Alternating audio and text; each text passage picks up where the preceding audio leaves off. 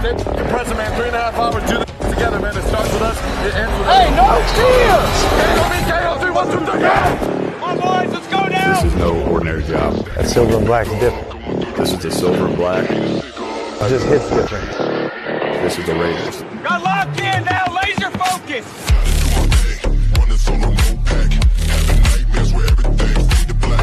Hey, this could get interesting.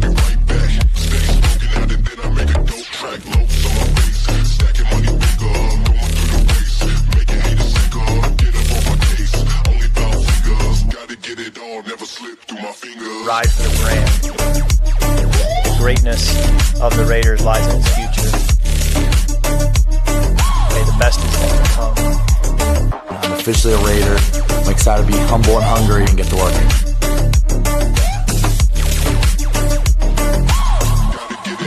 That's big boy football, right? You got moss. That's what you want to see right there. The grit of this franchise sticks out. This is a historic franchise. You know, it's really important to me that we're a gritty team, that the way that they were back in the old days. Just amazing concentration. But why not us? Why not this staff? You know, why not this group of players? There's a certain mentality and play style that's expected from different organizations. Right. Don't make them pay, fellas! Don't make them pay! I just want to do my 111. I believe that leadership is earned, it's not given. I feel like I've always been meant to be a Raider. Let's go, Joseph, fight! So that first step was transferring and challenging myself, being in an uncomfortable environment. Because when you're uncomfortable, you're able to grow.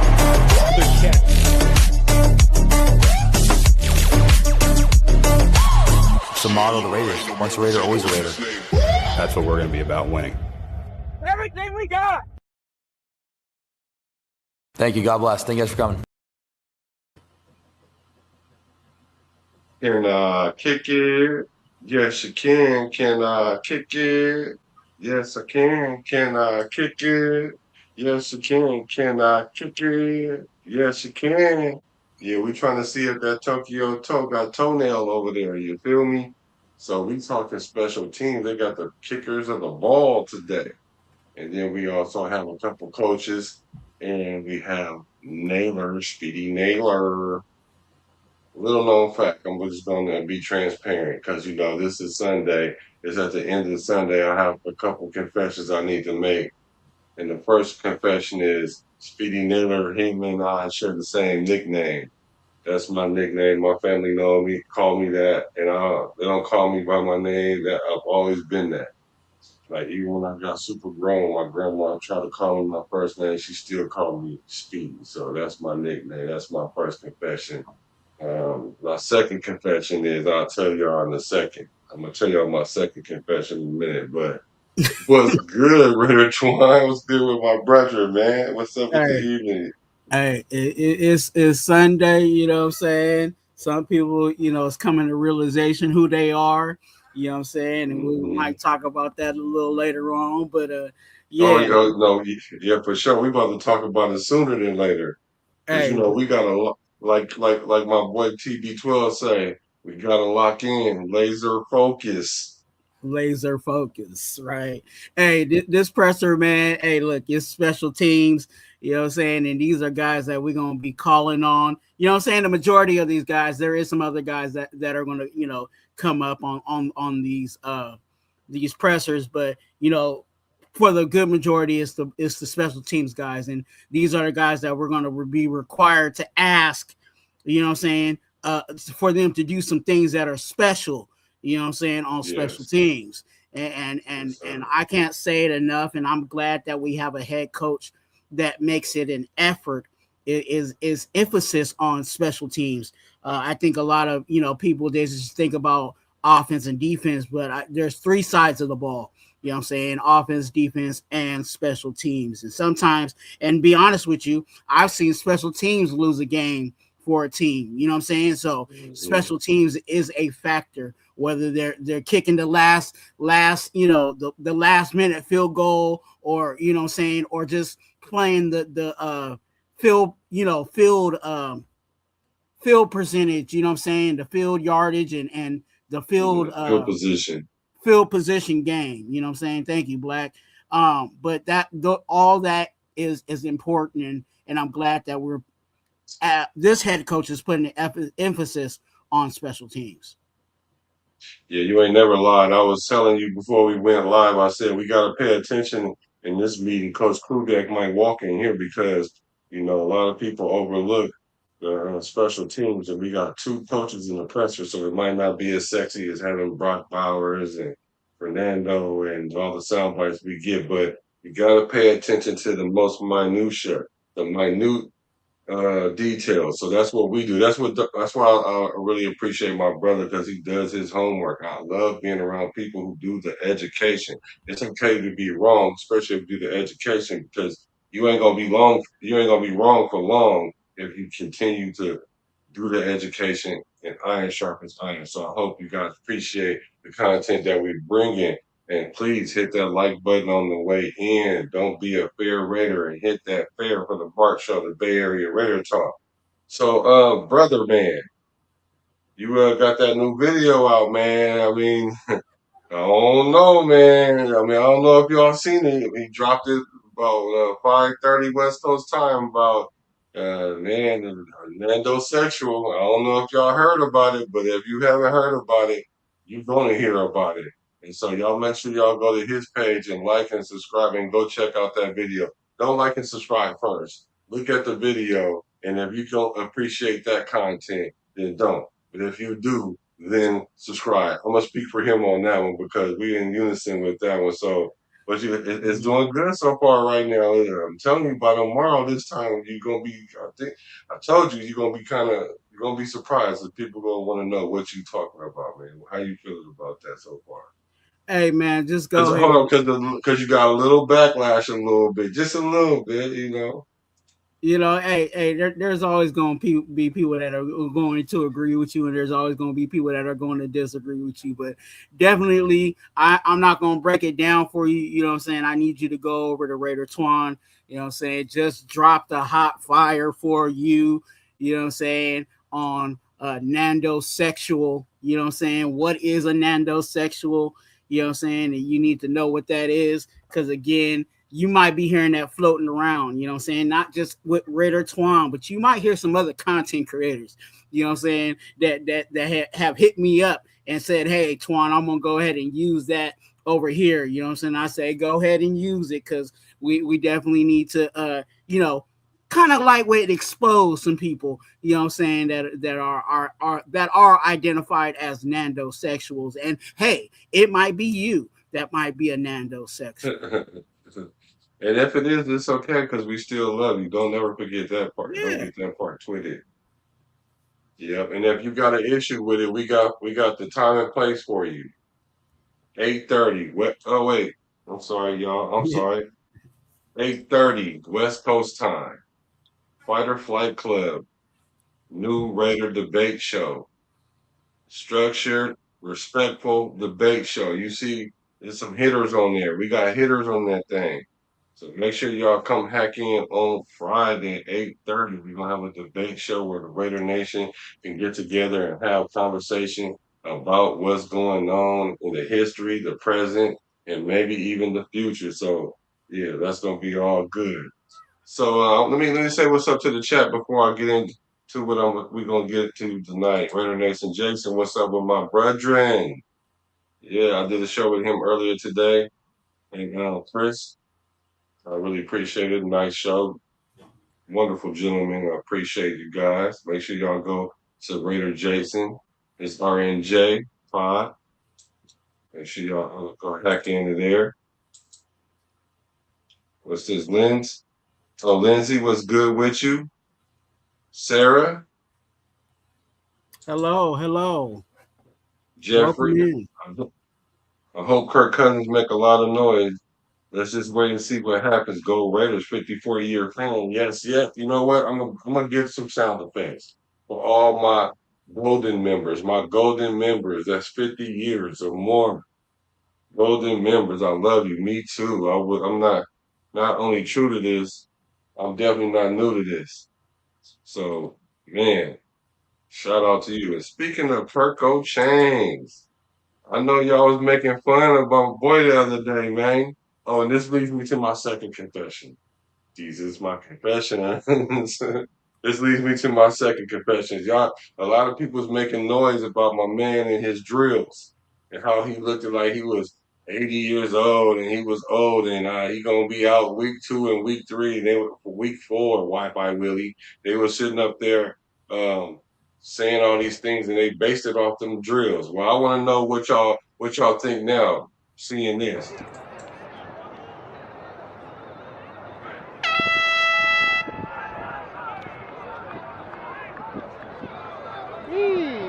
That's Brent. Look at Kirko.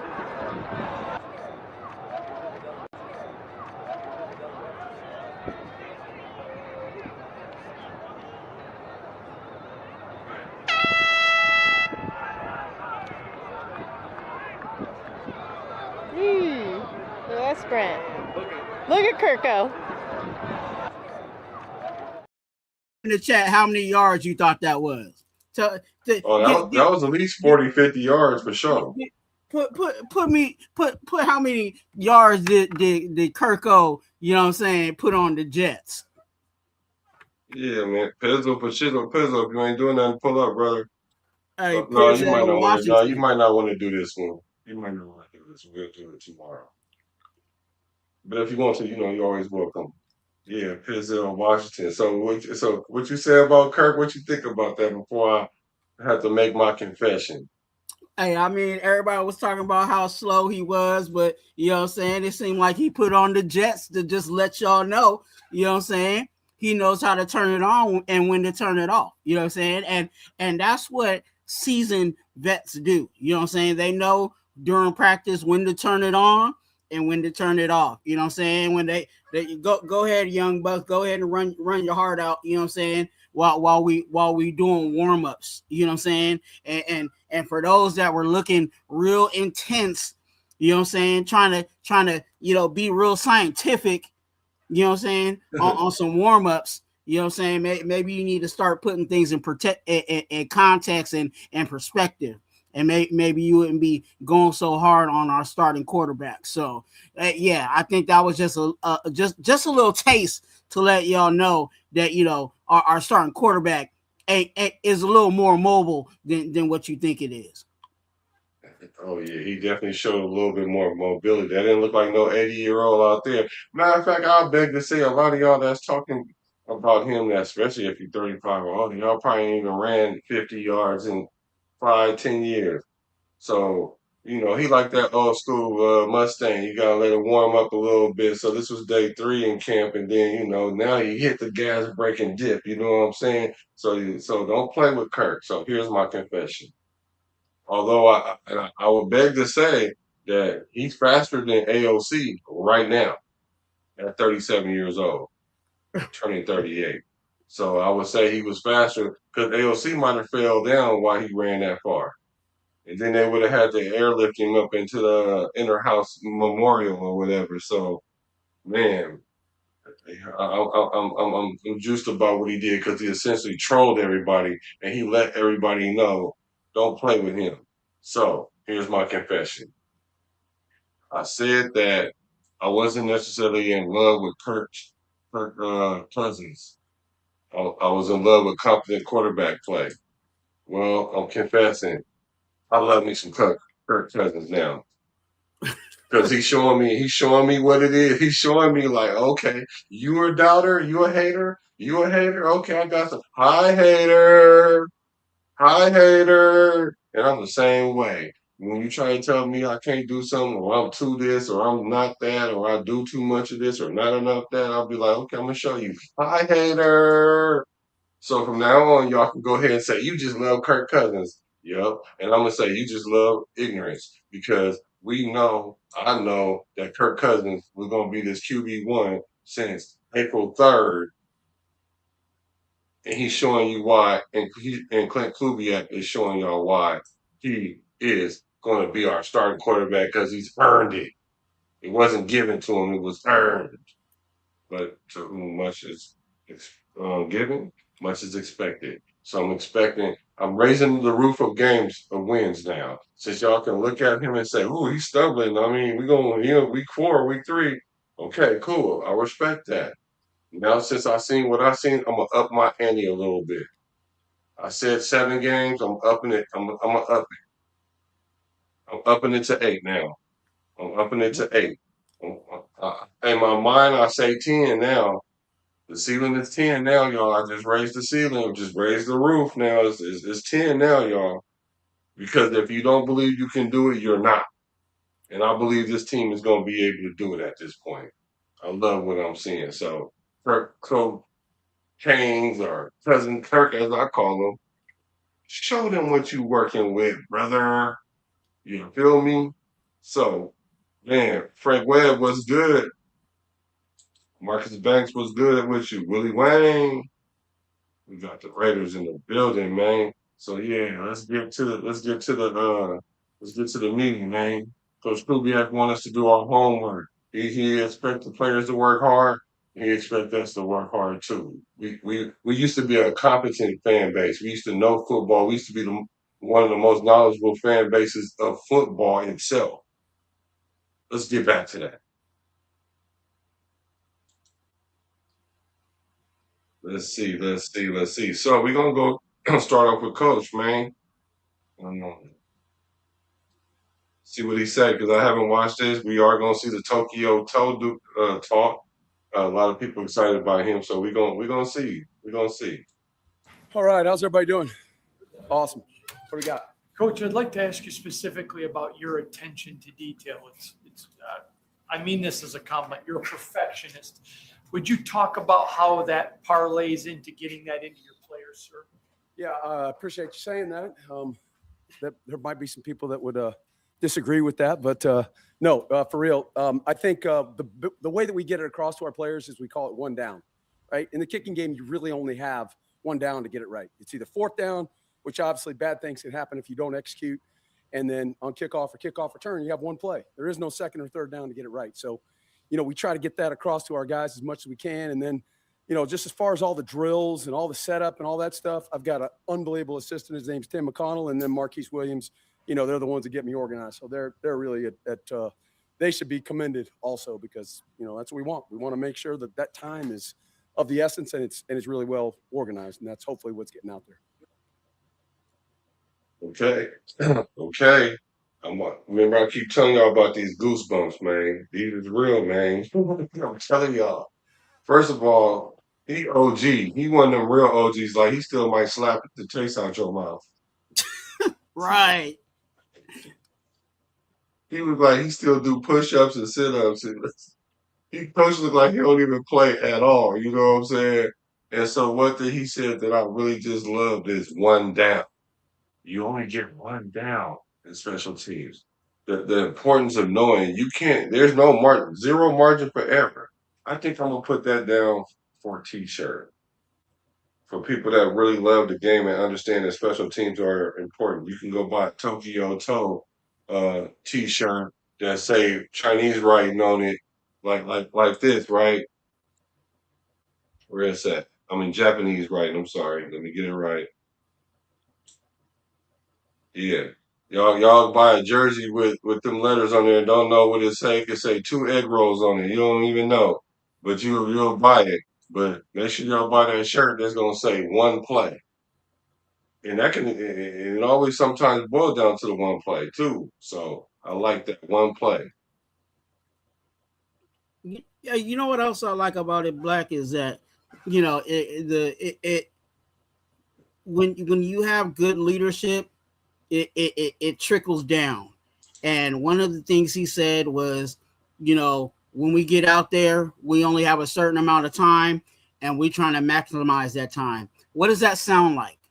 That sounds just like what we've been saying in regards to these press conferences. And I'm glad that me and you are doing these press conferences together, because I know you remember this same conversation, is how, Clint Kubiak is he makes it very efficient. You know what I'm saying? And he's trying to make every moment and every second that they're out there on the field count and making it matter. And that's the same thing that the special teams coordinator under the leadership of the head coach is doing. So it's good to hear that they're even in sync in that like, hey, we're not trying to waste time. We're trying to be out there and as much time that we can get, we're trying to maximize those snaps. And again, making every snap count. Yeah, you're not lying about that. Everybody's in unison, so I love that too, because everybody got to be moving in the same direction, one heartbeat, one sound, right? Yeah. What have you seen from Kansai that has truly impressed you so far this season? Well, you know, he did a good job of working in the offseason after we left here. He worked with a couple guys down in San Diego, and you can see a little bit more power in his kicks. But he's done a good job so far. You know, we haven't had a lot of live kicks today. We thought we were going to get more in that 2 minute, but we only had the one. So I'm pleased with where he's at, but he's got a lot of work to do left. So they're talking about Tokyo. One of the knocks on him was the strength of his feet, of his leg. Young man, looked very young. What you say, Twuan, looked like he just graduated high school. Yep. So let's see if we can, our weight training has been doing a good job with our players this year. So that goes down to the kickers. And I think he just said he thought they had 2 minutes to go live for live kicks. That's when you have the line and they rushing the kicker. And they only had 1 minute, it sounded like he said. So, like you said, time is of the essence, if that is the case. That's not to say they only had one. That's just a time period they had to go live kicking, because of course they practice prior to that. But there's a period where they bring the whole team together and do the special teams and do live kicking. So they only have 1 minute. So when that competition in practice, they only might have got a couple kicks in each kicker. So, and 1 minute is not a long time at all.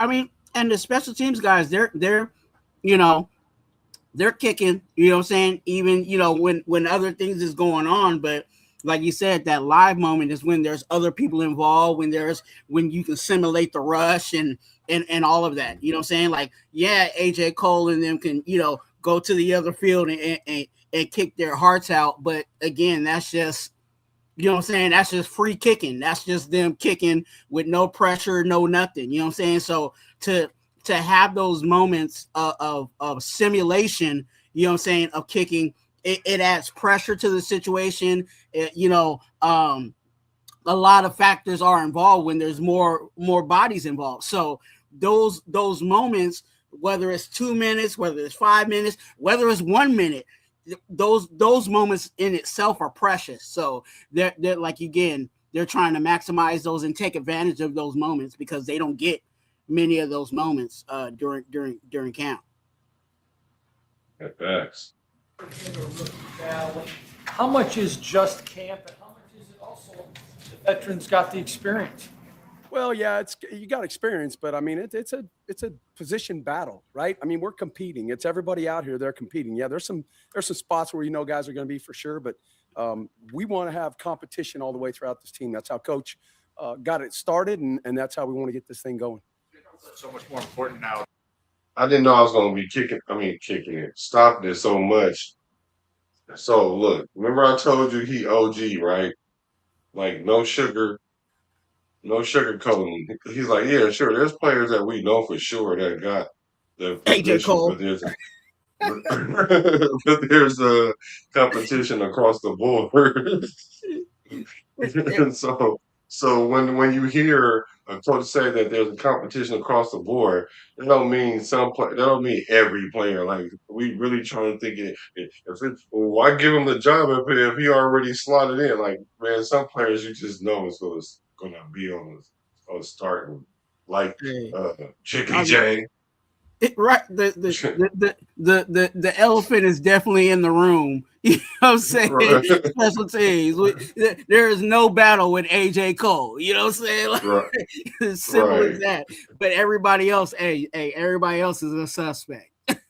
You better stay on your toes, straight Right. on your toes. So how do you balance kind of a better kicker on field goals with who can do the kickoffs that you guys need?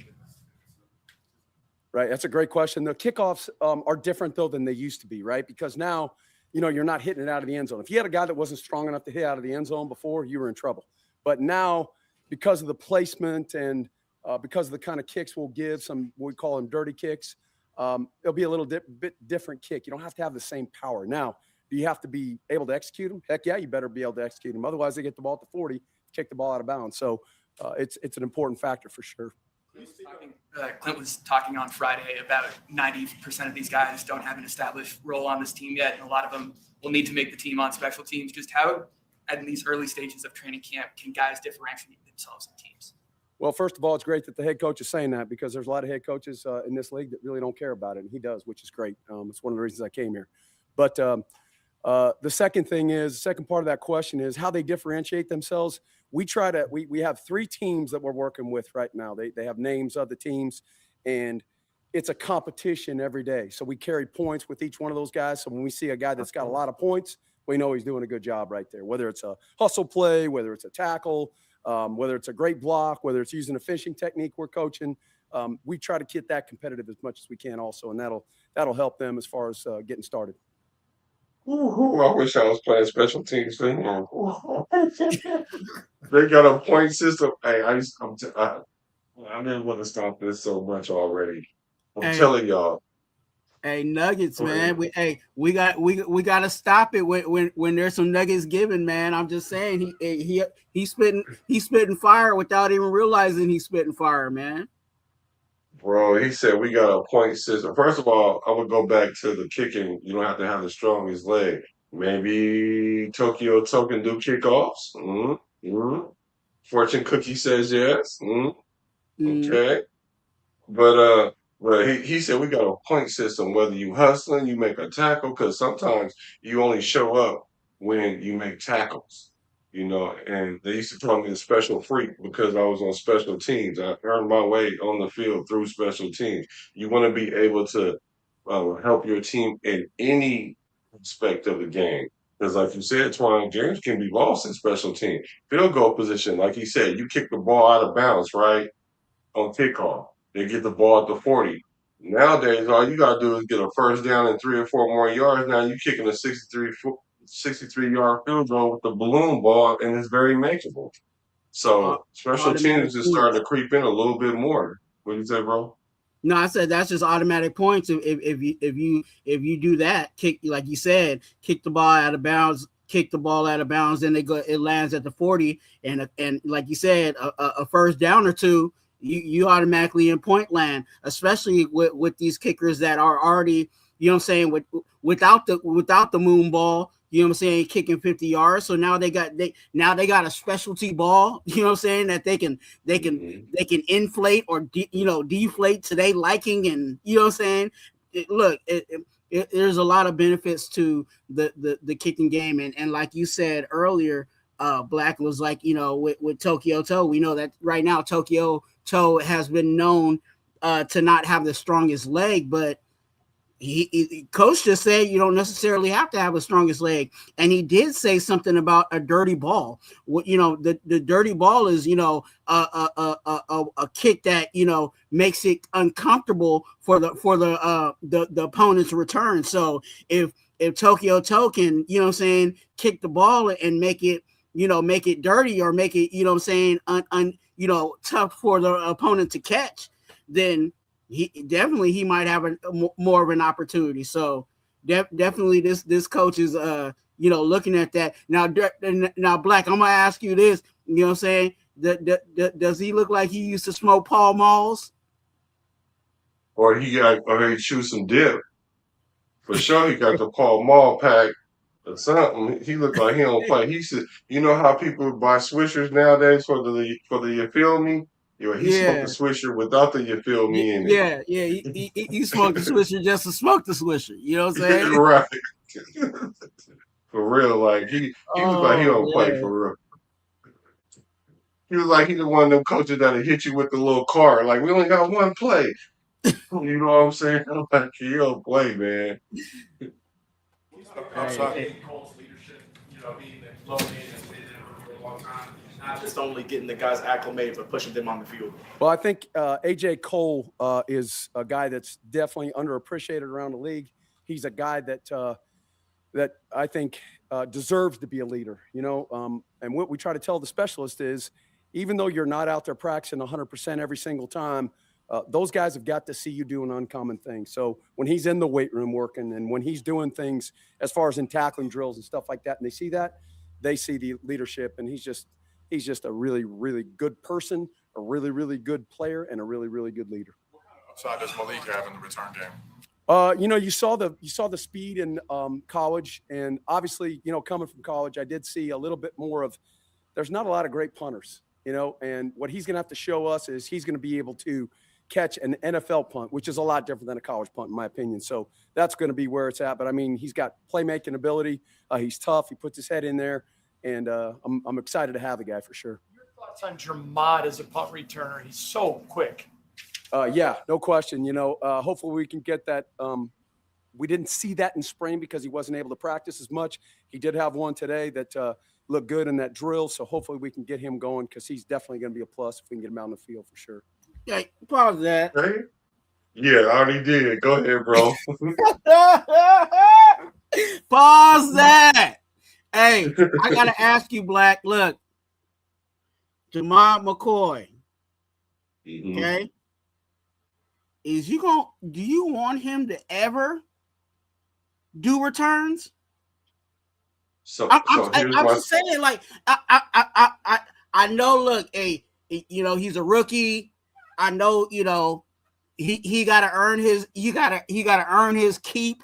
You know what I'm saying? I feel all that, but with his health concern and what we're really asking for him to be, or our majority of our idea, I think I kind of speak for most people in Raider Nation that we think that Jamon McCoy should be opposite side of Stokes. We believe that he's that type of corner. So do we want to risk that by putting him on special teams? Because again, special teams is still special teams. You can still get lit up on special teams. What say you, bro? Because right now I'm not good with that at all. I don't even want him to try it out at this point. Let's get him all the way healthy first before we switch over to him being Deion Sanders. Okay, so here's my thing. When I first saw him back there, I thought maybe it was just get a football feel of things, to keep him active without having him again all the drills. Now hearing that, I have to think, okay, this is a serious, legitimate thing. Do I have a problem with a rookie doing it? No, not at all. Rookies usually do it because they can't start, so you want to put him on the field. And if he's a playmaker, you never know what might happen. So you can earn your way through special teams, which tells me a lot of people have slotted him already as a starting corner, comparing them to Woodson and everything, right? So my thing is this. He can earn his way on the field through special teams too. He's not exempt to this. And as far as the special team aspect of him doing it and getting injured, you can't play football scared or cautious, should I say. You can't. So he based on what I've studied about his injury, he's good to go. So we only want to bring him back slowly because he hasn't played a year, and also we want to preserve him as long as possible. So with that being said, is you get him a chance to be effective in the game. Now, as far as the dangers, I think it's more dangerous playing corner than it is kickoff return and punt return. Because usually if you get hit really hard on punt return, it's usually up here. And then plus you can fair catch the ball or whatnot. Now, kickoff return is a little bit different. Even in that, you don't really get hit low in the knee, but that'll hurt any player no matter what's wrong with your knee, if anything wrong with your knee. I just think that I'm coming around to the fact just recently, right now, thinking that that's a good idea. Go ahead and put him out there. Let's not be scared. Let's go ahead and or overly cautious and let the boy ball. Because if we're trying to pick every spot like a chess game, then I don't know. It's kind of like we're playing too cautious. So hey, we expect him to play. We expect him to practice, like Coach Kubiak said. So we're not gonna when he's on the actual field itself, then we're going to treat you just like every other player because we knew the risk, you knew the risk. We trying to ball out with it, so I'm fine with it at this point. Okay. What do you guys think? What do you guys think in the chat? Because What's good with Alfredo? Go ahead, bro. No, I just feel like, if we go, just in my opinion, I think that if we want to maximize where he is right now, like I'd rather just maximize his abilities right now at corner. I think we got, when we look at this roster, I think we have far more than enough people that can return the ball than to risk somebody, coming off a serious, injury concern to, to special teams. That's I think. I think punt return he'll be fine. I think he'll be fine for punt return. Punt returns probably is all the special teams are dangerous, but I think out of the ones I would say punt return is probably the least because you can at least fair catch the ball. And I think they're just trying to get him on the field, get him acclimated back to playing football again. That's what I think the line of thinking is. And on your to add to your, because again I try to see both sides of every story, but to your point, they're also trying to help him mentally, right? So if he used to play special teams, and you give him a couple of kicks and he can return it, or whatever, you're also giving them confidence and saying, yeah, you're back. Yeah, yeah, you can cut, yeah, you can, do, all those movements you need to do to play the game. So it might be also a confidence booster at the same time. Yeah, that's a good way to look at it for sure. Here we go. Raider Nation 5, nickel and dime. What's good with you, brethren? He says Masses, cornerback 3. Oh, okay, Stokes is 1, Porter 2, Masses 3, Decam 4. You don't have him in there? You don't have J Mac in there, Jermad? Where does he fit? And what do you think about that lineup at corner? So that says Porter starting. I mean, hey, he is the senior, so he should be. But again, remember, Porter is coming from being a fresh corner. You know what I'm saying? He hasn't played corner his whole career. You know what I'm saying? He's a wide receiver convert. So, but he is the senior. He's already had a year under his belt. He should be beating out the rookies that are coming in. But the word is that Masses is definitely he's been taking advantage of his opportunities. Yeah, I'm with you. I'm not seeing Porter start. I'm not seeing that. He's a freak of an athlete because even for them to actually to make that transition, because corner is harder than wide receiver.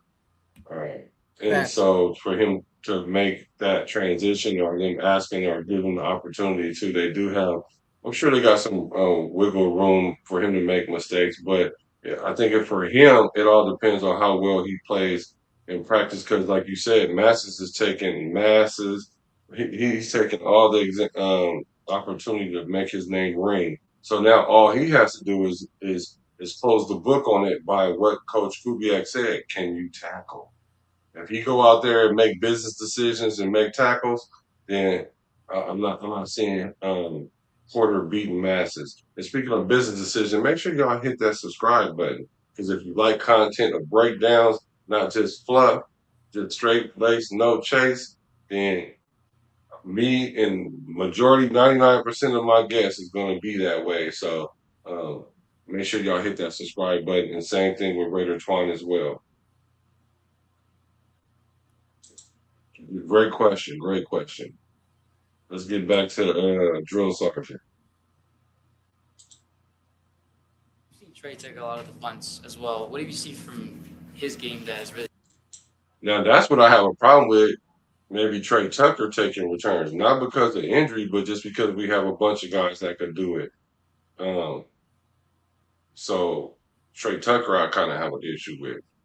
Because once you been in the league for a while, you probably shouldn't be doing special teams. Like I mean, like kick return or punt return or something like that. He's a, and when I say he's a return guy, I'm talking about he's a return guy in the sense that he's been doing return. You know what I'm saying? His past years, and the reason why he's been that is because depth chart wise, he's always been like either the third, you know what I'm saying, second or third, wide receiver. He's never really been in like a lead wide receiver role for us. You know what I'm saying? There's always been like a Jacoby Myers or somebody else like ahead of him. So you do special teams if you're the third wide receiver. You know what I'm saying?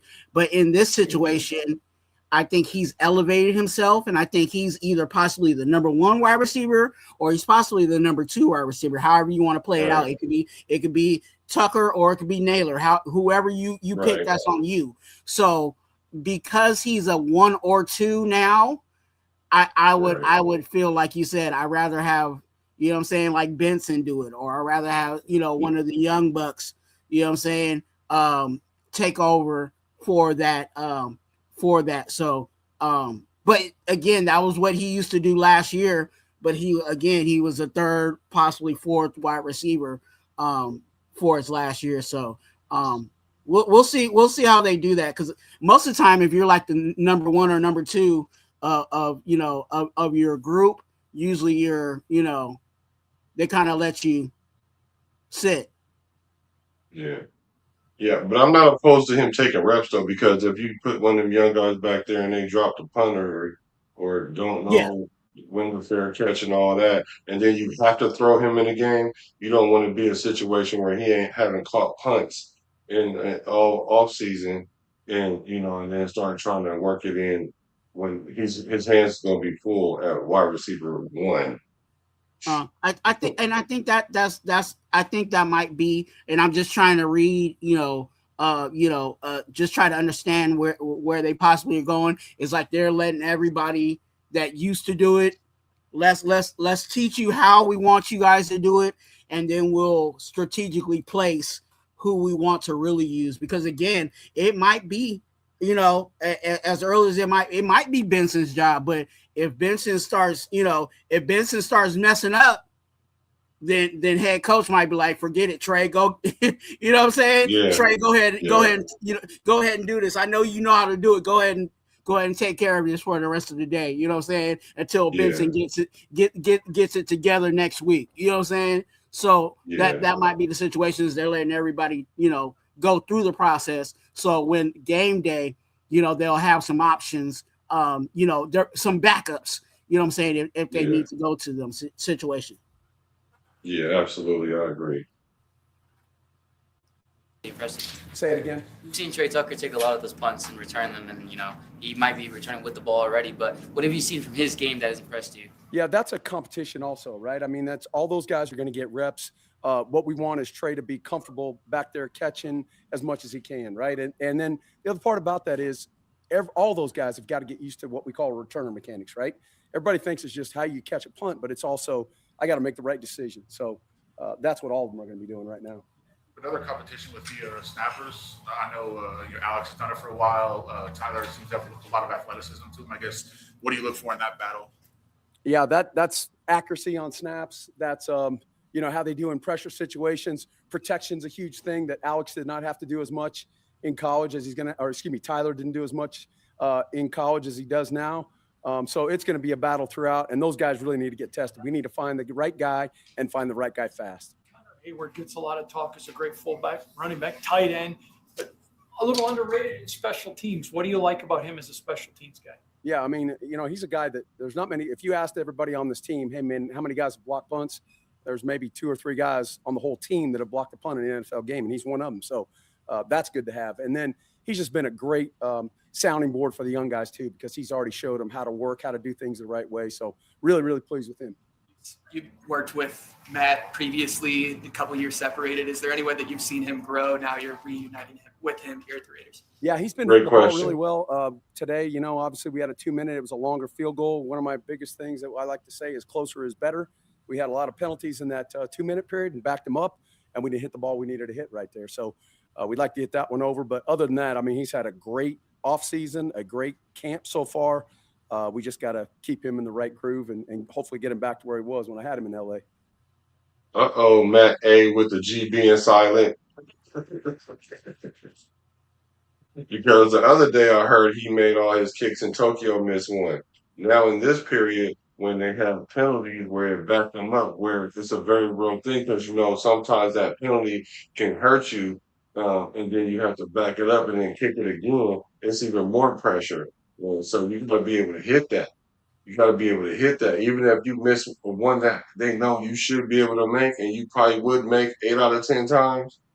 So when those little small micro situations, those are like game like situations. That's why they put you in those situations. And if you don't hit those, like he said, we hope we can get him back to when I had it. You know what I'm saying? Not what we've been seeing, but we brought him in because of the familiarity. But hey, it's a competition, so you better go get that manicure or that pedicure. I mean, and get that toenail sharpened because it's a battle.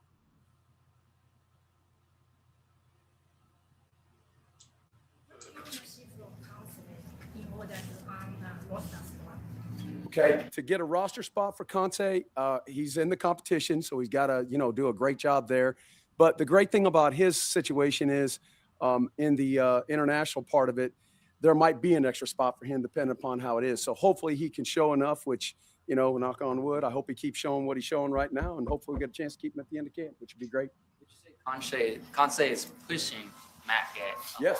Yes, I would. Yeah, I mean, I think it's a legitimate competition. Week in the return alignment this year on the kickoff rule, but it's kind of new for you anyway, right? Coming from college, so yeah. They say that though, but I was in a league for about 35. This is my 35th training camp, 35 years in a league. So a lot of times when they put that rule in, I was in a lot of those meetings to put that rule in. So I've seen it before. I had a bunch of NFL coaches, head coaches call me, "Hey, Joe D, what would you do with this play?" And at that time when I was in college, I told them, "You guys figure it out." But we've done a lot of work on it, and I think having Marquise here is going to obviously help.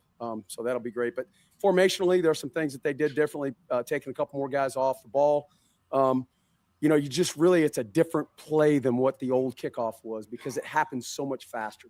So getting off of blocks, getting onto blocks, and then having the right track as a returner is really, really important in this play.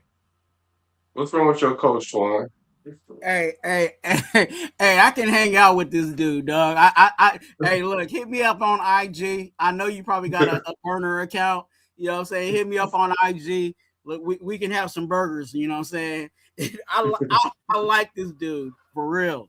Me and him can hang out. You know what I'm saying? He can get a real beer. You know what I'm saying? I might just go ahead and give me an old dude. You know what I'm saying? I'll get a root beer. Yeah. You were able to deflect the question when you were in college, I guess, but. Oh yeah, that man said y'all figure it out. What do you think of it? Do you like what it's done for the game? Oh yeah, I love it because that's part of the reason I went to college. Because at that time we were kicking every ball out of the end zone. So now instead of having 35 plays a game in the kicking game, you eliminate 10 plays, and that's frustrating. I don't like to just sit there and kick the ball off in the end zone and go, oh yeah, that's great. I mean that's not what football is in my opinion. You get better at blocking and tackling when you do that. So a lot of the young guys that are out there are going to get better as football players. You've experienced a lot of training camps. Clint is now going through his first one. What have you seen from him and his leadership in kind of running a tight operation? Yeah, I think what you said is the tight operation. He's that guy's all business. I mean, I think our team is taking that over too. Like when you look at it, it's a business type atmosphere, but the guys are still having fun. So that's hard to accomplish, and I think he's doing that right now. He's been unbelievably organized. I couldn't be more impressed with him right now from what he's done so far. But obviously, we're all in the honeymoon stage, and we're all 0-0, and we got to get going from there. Thank you. The realest. Joey D. Joe. Ain't that what his name? Joe Decamillis? Yeah, Joey D. Joey the realest. Joey the realest. That's what he is. Hey, that's the new name, dog. Joey the realest, for real. Yeah, Joey the realest. Thank y'all.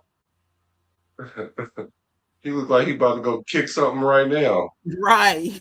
He got about somebody in mind that he got to have a conversation with. You know what I'm saying? Right now. Like if he the type of coach, no lie. He the type of coach when you see him walking down the hall, clear out. you know he probably gonna say something to you. So you might as well don't even try to walk by him hella fast or act like you don't see him. Because as soon as you bend that corner, he gonna call you, and he got one of them voices that go around the corner. You know what I'm saying? Like the parents that Right. call your name and they don't call you more than twice, because you better come running that second time, even if you didn't hear it that first time. He one of them coaches. So I'm very impressed with him. Let's see. I'm glad we. Oh, go ahead. Go ahead. No, go ahead. No, I was just going to say, you know, we listened to him first, so let's see if some of these other special teams, you know, players got something to say about him. You know what I'm saying? Yes. Man.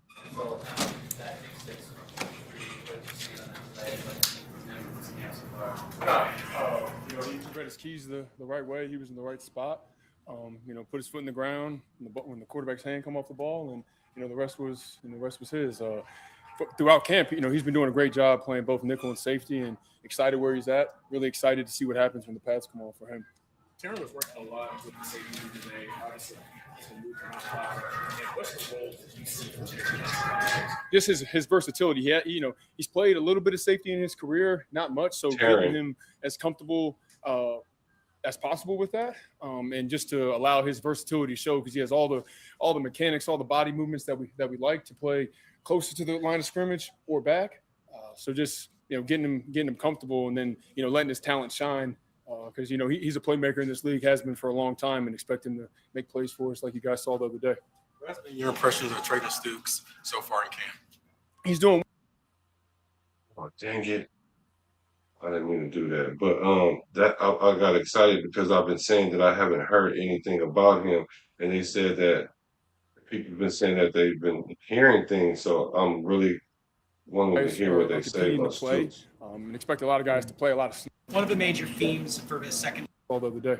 What's been your impressions of Trader Stukes so far in camp? He's doing well.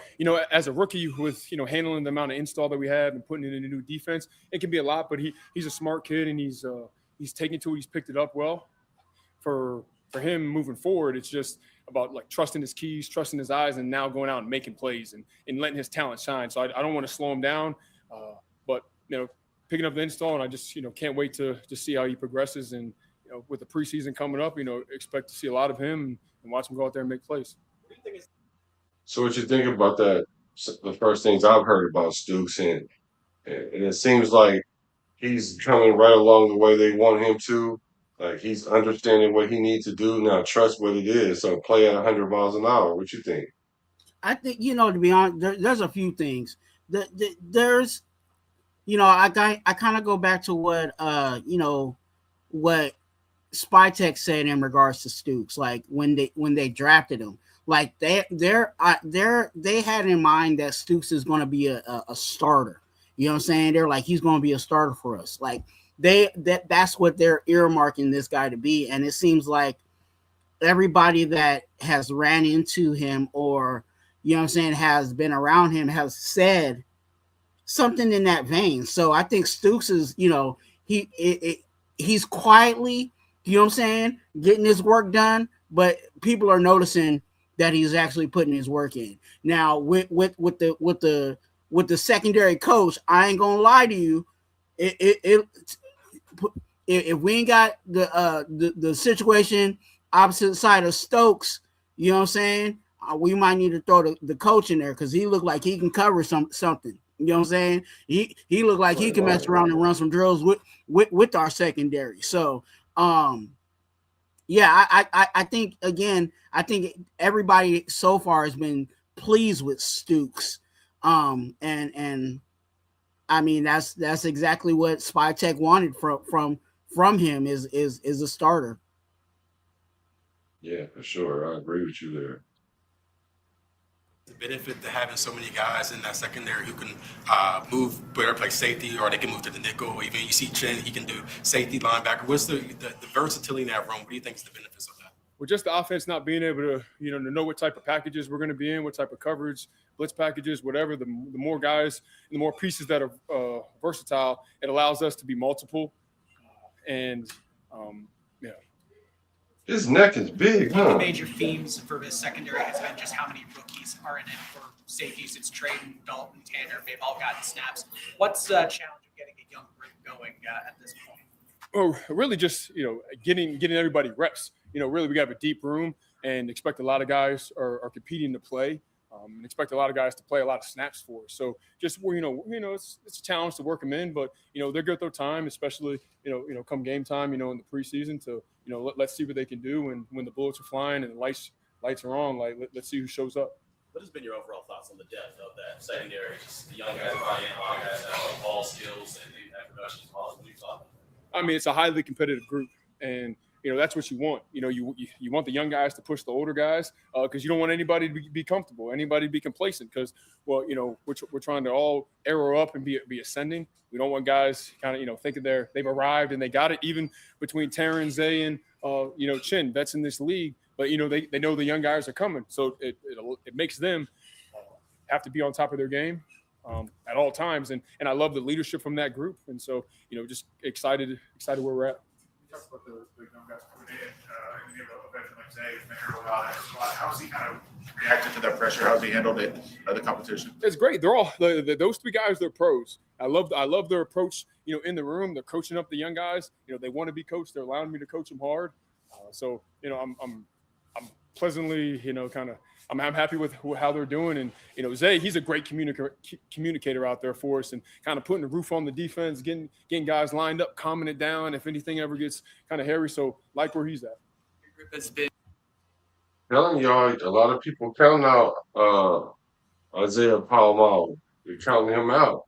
And communication, if that's his strong suit, they're going to put him in the right position in the right packages to not get burned like he was last year. They put him in a lot of compromising positions last year to have very little experience at free safety. So now that he doesn't have that looming over his head, he can be more himself. And I think to see more of him, because he almost had 100 tackles last year if not had 100 tackles last year. But it just, it just didn't look good. So the optics didn't look good. The eye test wasn't that, he didn't rate that high on the eye test. So I'm looking forward for him to have a big year. What you think about Palomalo? I mean, I hope he does. He's in a situation where he could be in or he could be out, and that's I think that's the pressure that Spycheck has put on the situation with Stukes and Dalton Johnson, but in the safety room. So he better. There's talent there. I'm not saying that Palomalo ain't talented. I think he has to be in the right position, and I think again, there is pressure behind him in regards to the safeties.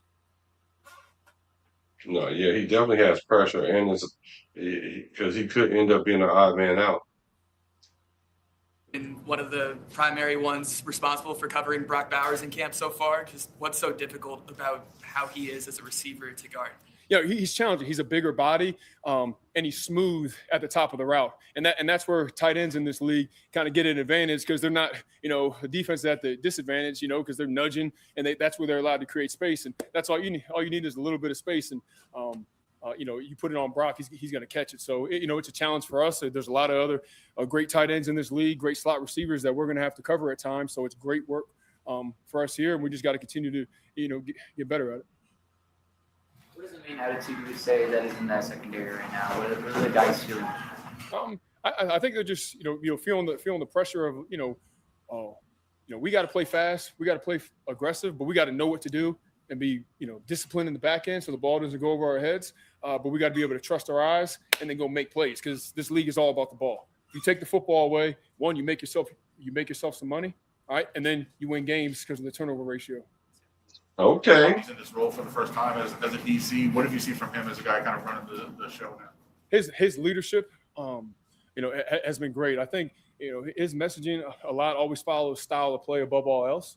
And that's why I'm super excited to see these guys in pads, because now Underwear Olympics is over and now we can go play some real football and, hear the click clack tomorrow. And especially as DBs, everybody thinks interceptions, picks, PBUs, but you're going to be in a position of block destruction and tackling way more than you will be, making, true plays on the ball. You're going to have more tackles than you were picks and PBUs. So, that messaging of like style of play and hey, being a physical defense, and hey, when you come out here, everybody's expected to tackle, everybody's expected to go smash stuff. So, excited.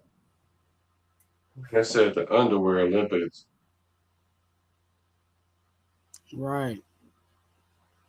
All good, guys. All right, thank you. Yep, thanks, guys. All right. Yeah, you could tell. Look how fast he is. Yeah, I was gonna say he looked like he could line up in the secondary. Like if we got some issues, we might just go ahead and need to give him a jersey. Man, for real. He got up out of there too. Get up out of there. All right, let's get to the players now. Our coaches, we got competent coaches looking like. Yeah. I know one thing, they need to spend a little bit of money in their media room because they sound like they're in the basement. Always hearing everything in the background, reverbing off the He's a walls. great mentor. Okay, here we go. There's a The Tokyo Toe.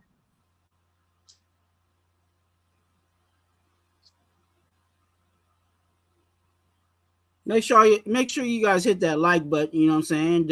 Don't be mean. Go ahead and double tap that screen. Yep, I'm ready. What has this whole experience been like for you being here at NFL training camp? Oh, it's so amazing. I dreamed of playing in NFL 7 years ago, and then my dream come true. But there's a lot of things going on, and I want to do better. I want to be a great player. So it's been amazing, but I feel like this is the first step of my new journey. Yeah. What's it been like working with Matt too? And you guys are pushing each other as well. Matt is an amazing guy, and I'm so happy to work with him. And he's a great mentor, and I'm so grateful to have a veteran kicker like him. And he has tons of experience in NFL. Great kicker, obviously, and competition is amazing. Yeah. Is there a message you'd like to share for your fans in Japan that are inspired by your story to them, though? Yeah, definitely. Just not like being to the NFL player. Like my journey is like a little unique and different, and I just want to inspire all people, not even Japan, in the world.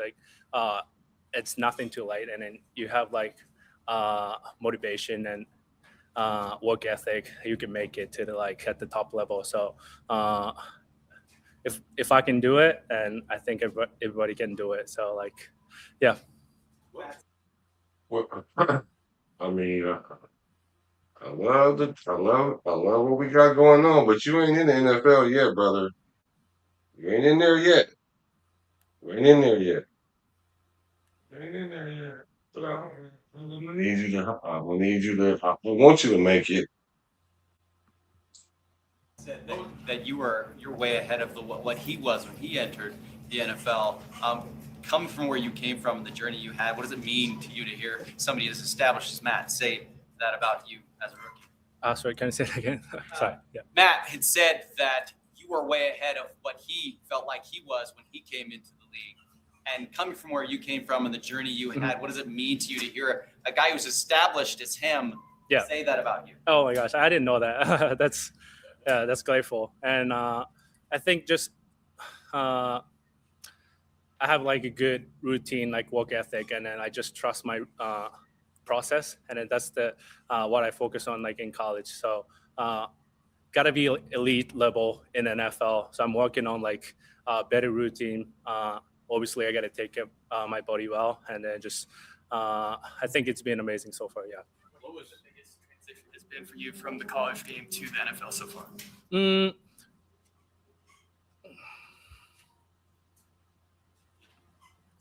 I haven't played an NFL game yet, so I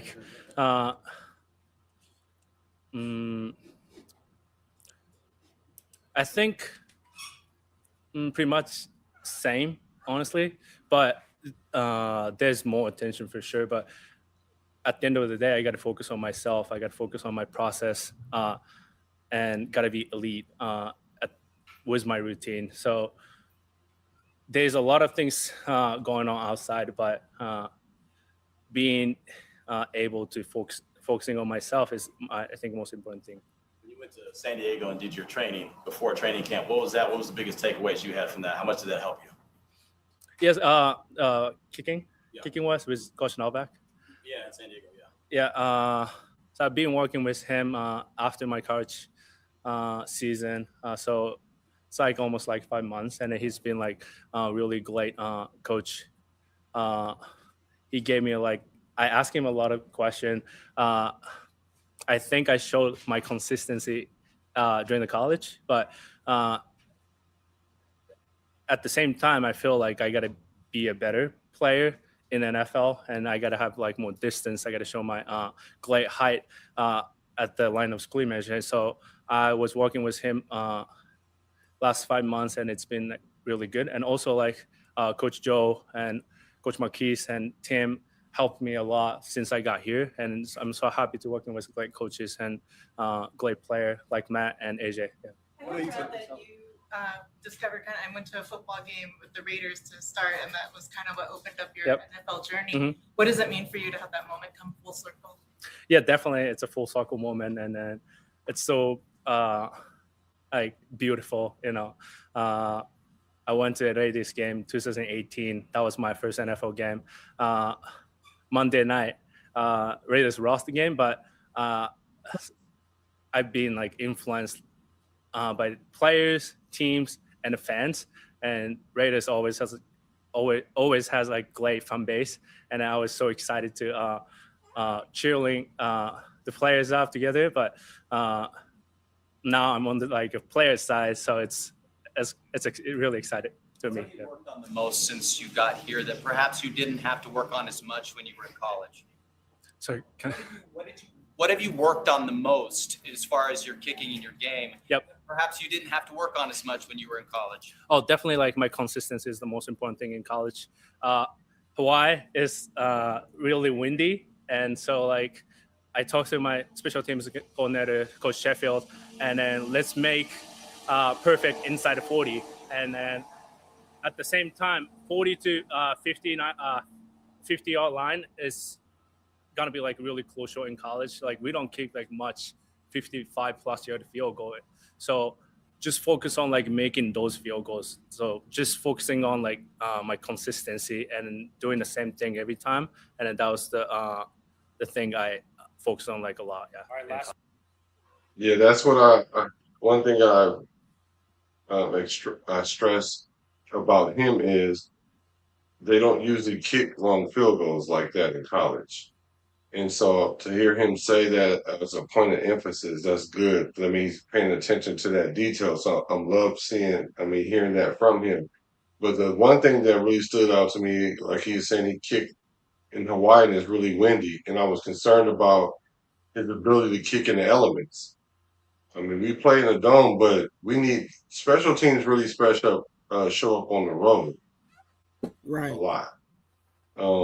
And so you go to places like we have a few East Coast games this year. So I was concerned about how he's going to be able to handle the elements. So being that he does have some experience in that kind of subsides, the stressors of that. So I'm glad to hear that about that part of his kicking journey. So that's good. I'm feeling good about it. We just got to see if he can get that ball up, like he said, because from 40 to 50. You got to get the ball up in the air because if it takes off low, it's going to get blocked. Right. The longer the kick, the lower the projection. You know what I'm saying? So he has to learn how to master getting it up on the longer kicks, and he's probably doing that along with the strength and conditioning to get him stronger. You know what I'm saying, to be able to kick those longer kicks. But along with the strength, you still have to work on that accuracy. So, right.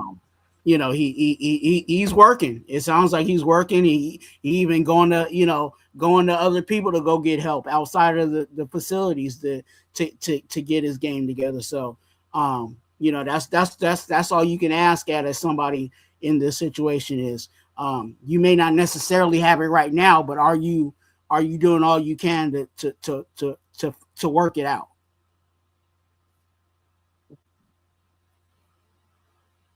I know you and Tyler Bazuki, the long snapper, you guys have spent a lot of time together.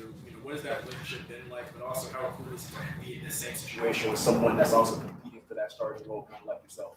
Yeah, I met him like at the combine like this year, and he's a great guy. And then we were like rookie here, and then I'm so grateful to have like him. And he's like his work ethic, his routine and fundamental has been amazing. And we are coming like here together in the morning, and then we just like wake up 4:30 morning and then come here together and just keep each other up. So yeah, it's been grateful to have like him. Yeah. Thanks, guys. Thank you. Follow me this way. Yep. All right, Japanese. What you think about the toenail? The Tokyo tsunami? I'm with it, dog. It's a competition, like the coach said, and he's trying to compete, doing the best he can to make the roster, and that's for me, that's all I can ask at him is do the best you can and work as hard as you can. Yeah. D Menace, what's good with you, my brother, my brother, my brother? Shout out to D Menace, you know what I'm talking about. Member in the group. So appreciate you for coming in, the world's best. Look on right on point. The best mod in this Raider sphere, in this Raiders verse. It's D Menace. And that name, I just love that name. You know, if you don't have no comments in your section, you're gonna see something from D Menace. Straight up. You're gonna see something from him. So shout out to him, man, for all you do. I appreciate you more than you know, brother.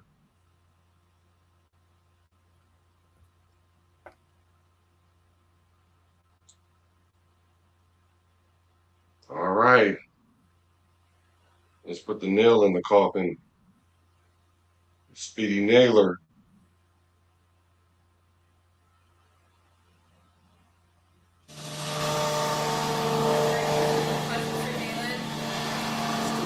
They're always cutting grass. Jalen, Trey Tucker the other day described Kirk Cousins like a whole head dad type of vibes.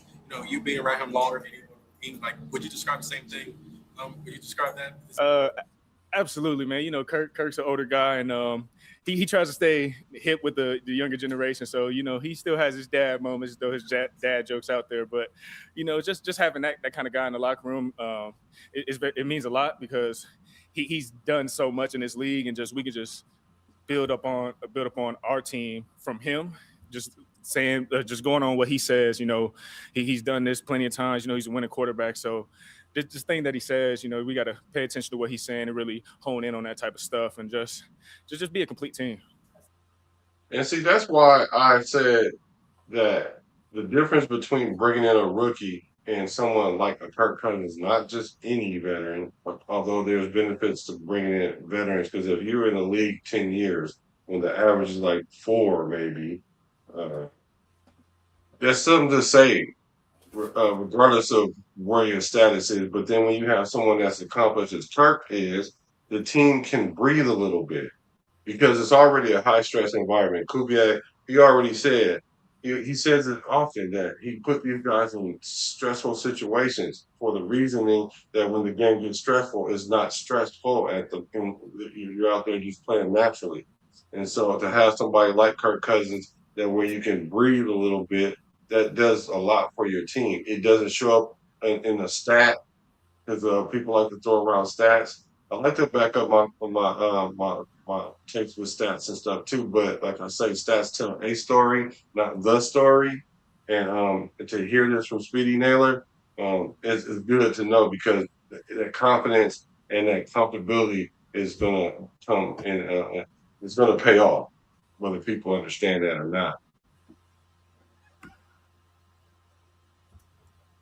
Chemistry with him really kind of just come right back, and how have you seen him grow since your years apart? Absolutely, man. We had those first 2 years in Minnesota, and coming back here now is just, he said he's going to lean on me a little bit, just knowing that we had that connection. So I feel like it's been building each and every day. What's your impression of Fernando's command of the offense so far, and how have you kind of helped him? Have you given him any advice through this process?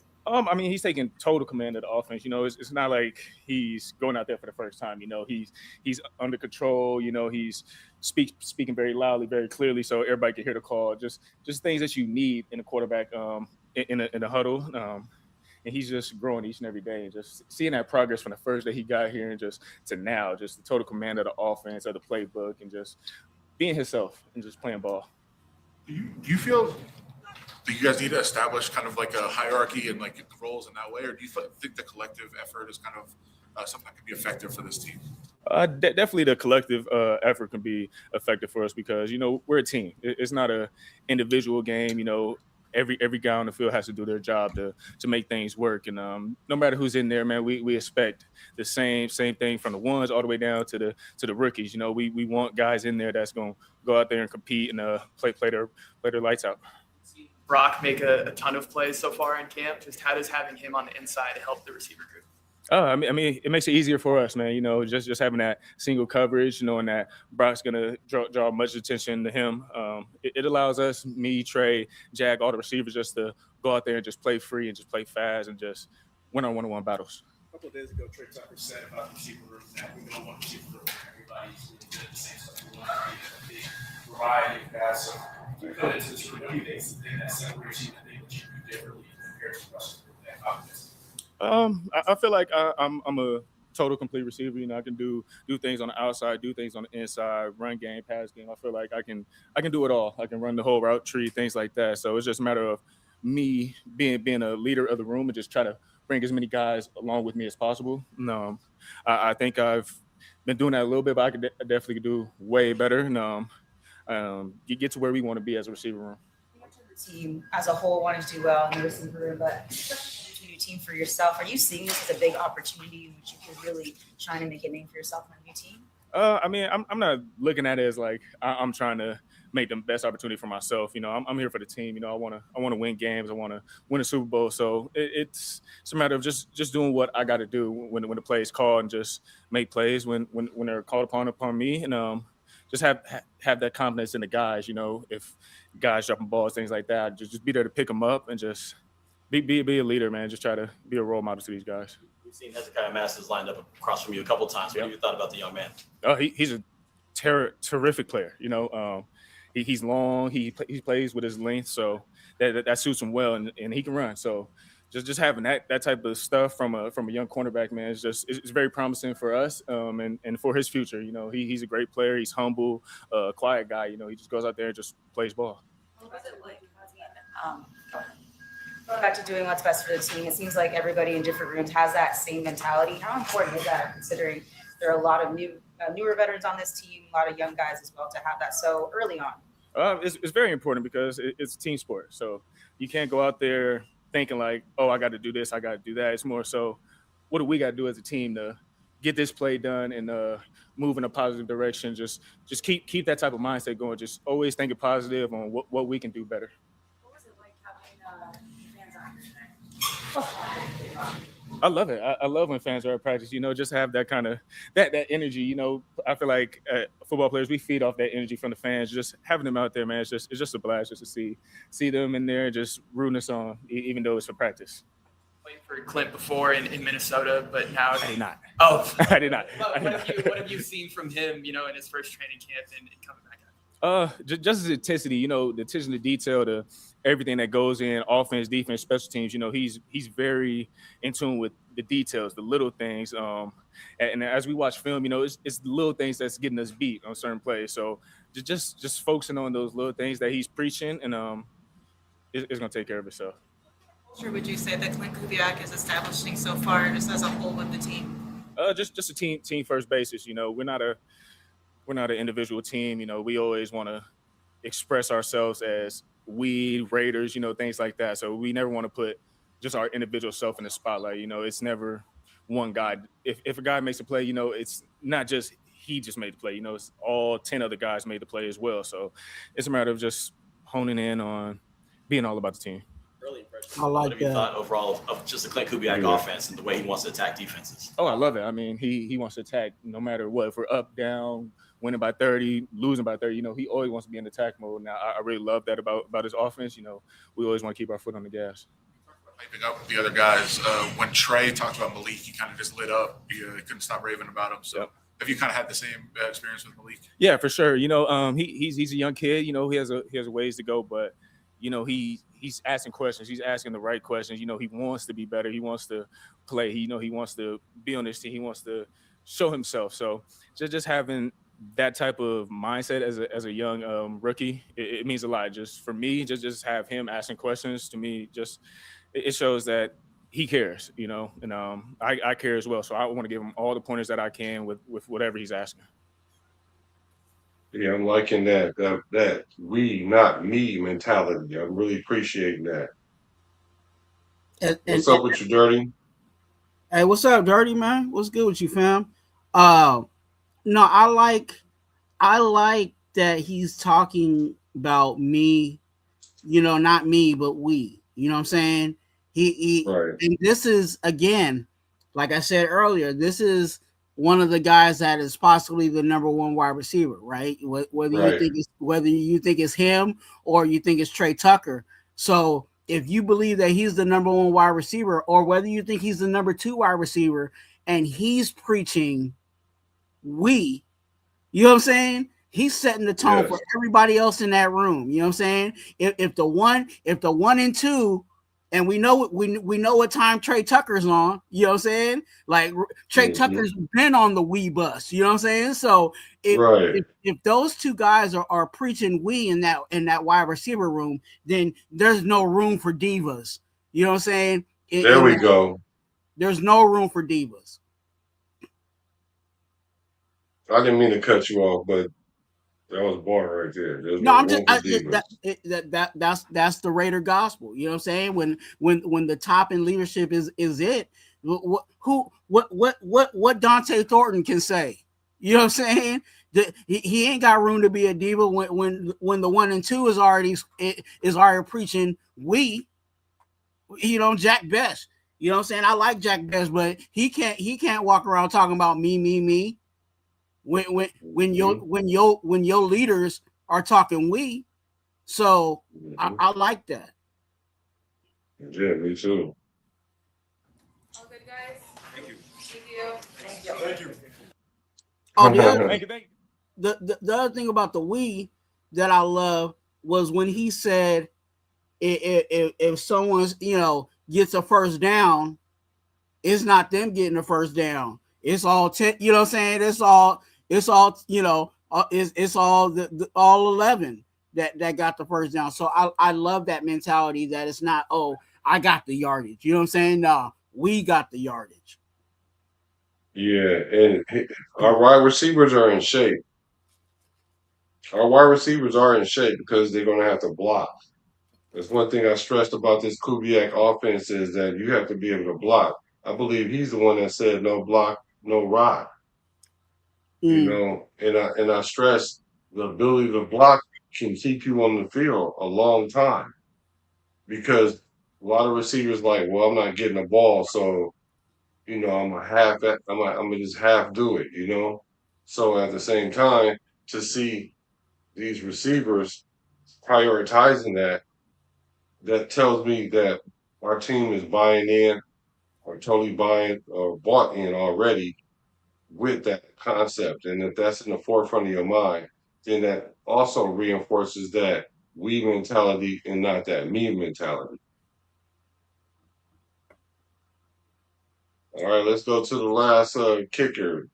They say the best for last, man. Let's see. You guys, make sure you guys hit that like button as we going along. If you guys have not, go ahead and subscribe to both channels, Business Decision Sports and also your boy Raider Twuan. Most important question, Aiden's hair. Did you influence that, or what's going on? He's never been more handsome. Looks I incredible. told We're y'all always he's looking like a quarterback. So Matt said that you and he were together at the East-West Shrine game, and he says you're pretty much the same as you were back then. What do you remember about him from your time spent with him? Yeah, I just remember how professional he approached everything.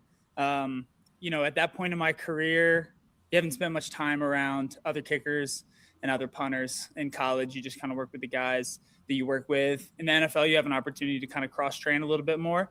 And so I was just really impressed with how professional he is about everything, how serious he takes everything, his mindset, his approach. The mental side of the game is obviously huge for specialists. And I think he was tapped into that pretty early in his career before he even hit the pros. What are the challenges for you? You've got a kicker battle and a long snapper battle going on. You're kind of integral to both of those. What has it been like for you to go through that while you're trying to prepare for the season as well yourself? Yeah, definitely. Just in general, we're just all trying to get as good as we can get. And I think that the rising tide raises all boats. And so, I think that it would be easy to look at this as, oh, this is a competition. This is a competition. How's this guy doing? How's that guy doing?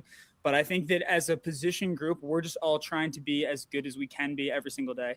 And so we're trying to look at it as more of a collaborative effort rather than two guys pitted against each other. And it's difficult to do that, especially as you start to play preseason games and as camp kind of goes on.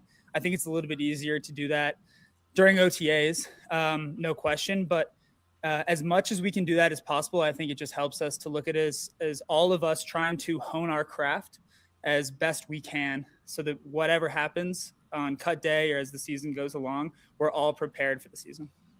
They want different holds. And I guess how tough is that to go back and forth from their preferred hold? Yeah, I'd say in the beginning that they did. And Kansai has kind of more gone into the way that Matt likes it, which is easier on me. Otherwise you kind of have to do like the car preset where you have like driver number 1 and driver number 2. You kind of have to like lock yourself into that mindset, which I was having to do a little bit during OTAs, but right now we're just driver preset number 1. What does it impress you most about? Kansai. Good question. I think it's just how willing he is to learn. He's very inquisitive. He's always asking me questions about, hey, I was thinking about this, or hey, I'm struggling with this, or hey, I feel really good about this. What do you think about this approach? What do you think about that approach? And he's really just trying to be a sponge as much as he can. And I think that's a really impressive quality. I think a lot of times it's a trap to sort of get to the NFL and think, oh, well, I made it here because of what I know how to do. But really, there's so much collective knowledge in these locker rooms. And so what I've seen is the guys who are inquisitive and curious, that tends to serve them well as they go along their process. And so I think that just how curious he is I think it's a great quality that's going to serve him well.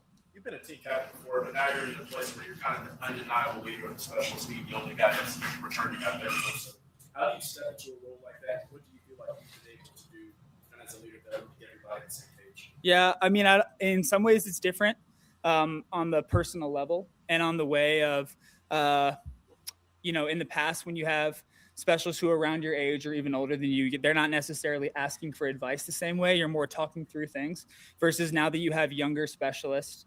Me and Matt are the same year, obviously, but all the other specialists in the room, career-wise and age-wise, are younger than me. So you're getting a little bit more personally, you're getting more questions of advice or, hey, what was this like early in your career? Or what do you wish you would have known going into fall camp your first year? And so I think those questions are a little bit different, and it's been a really fun experience to go through that. But I think from the on the field approach and from the meeting room approach, I just try and be the same guy I always have been. I don't want to step into a role that is forced or is unnatural. And so, I think that from the personal, the one-on-one approach is different, but on the field, on the grass and all that, I'm just going to be the same guy I always have been. That's good. To leaders that have come down in this locker room, how has that all come together so far this early in camp? Yeah, I think it's come together really well. I think we have a great group. I think the guys in the locker room really believe in the message that Coach Kubiak's pushing right now, and I think we're really bought in. I think that leaders build leaders, and I think that we have some really strong guys in the locker room that are leaders, and I think that that's building more people. And I think that the best teams, from what I've seen from the outside looking in and from the good teams that I've been on, the best teams don't just have, there's this guy who's a leader and there's this guy that's a leader. Everybody kind of is a leader. And, it's kind of like one of the things they talk about in marriage, where like marriage isn't 50-50. Marriage is supposed to be like 100-100, right? Like everybody's giving their best. And I think the leadership should be that way too. And I think everybody should be leading. And it's not a thing where you can say, oh, we can only have 2 or 3 leaders on the team. I think you could have 53 leaders on the team, plus the practice squad. You could have 17 leaders on the team. And I don't think there's any issue with that. And I think if everybody's setting the standard, then we're all chasing each other. What have you noticed that Joe Decamillis has brought to the special teams unit? Yeah, he definitely has a very distinct energy in a good way that really locks guys in on special teams. I think sometimes one of the challenges with special teams is offense and defense has so much time, meeting room, on the grass, etc. Special teams, we get guys for a very short period. We probably have 1/5 or 1/8 of the meeting time they have. We get 10, 20 minutes maybe out of a 2-hour practice, right? So being able to capture guys' attention is something that he really excels at. And it's definitely not a meeting room where you're going to see guys dozing off. He is going to make sure that he has everybody on the edge of their seat constantly. And I think that feeling like your heart rate's a little faster when he's got the clicker in his hand, I think is a good thing. Coach Derillis. Derillis. I told you, you look like you slapped the taste out y'all. I tried to tell y'all before we went to class that we ain't gonna sleep in the special teams class. Coach Kubiak don't need to come in here because Coach Derillis ain't gonna have it. So I love what I'm hearing from this special teams group right here because we got a coach in there, man, for real. What'd you think about what he said, bro? Hey, he said he has a distinct energy. You know what I'm saying? Like, I'm loving it. You know what I'm saying? And AJ Cole, I'll say this about AJ Cole. AJ Cole is I love listening to AJ Cole. And some people are like, I'm not gonna listen to the punter. Like, this guy is so chill, so laid back, but he still performs. You know what I'm saying? Like he's still like a surfer boy, but he's out there still kicking the heck out of the ball. You know what I'm saying? And I'm glad that he is taking the approach that he's taking. Because I mean, he is the leader in the in that special teams, room. You know what I'm saying? And for him being the leader, he said, I'm just gonna be me. You know what I'm saying? I'm not just gonna, because I am supposed to be the leader, I'm just gonna automatically turn into, like an uptight, supervisor. Like, he's like, nah, I'm just gonna be me. And we gonna rock that way. And I think that's the best way. I think that's the best leader. You know what I'm saying? I really do. Yeah. And no matter how chill and laid back he presents himself and how funny he be, cracking little jokes here at the presser, continue to do that as the leader of the special teams, because I think everybody in the special teams will respect him even more for being the leader and also being himself at the same time. Yeah, for sure. I've expressed this before. As a player, I made it a point to get cool with the kickers. And I came to find out that the kickers are the coolest. They're just the kickers I've had. Like, every kicker I've ever had was the coolest.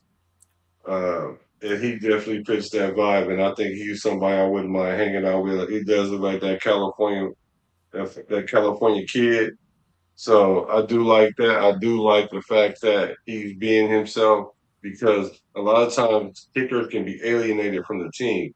They only get adulation when they make that game-winning field goal. And you catch a lot of hell if you miss that game-winning field goal. Right. And it's only one play. One play.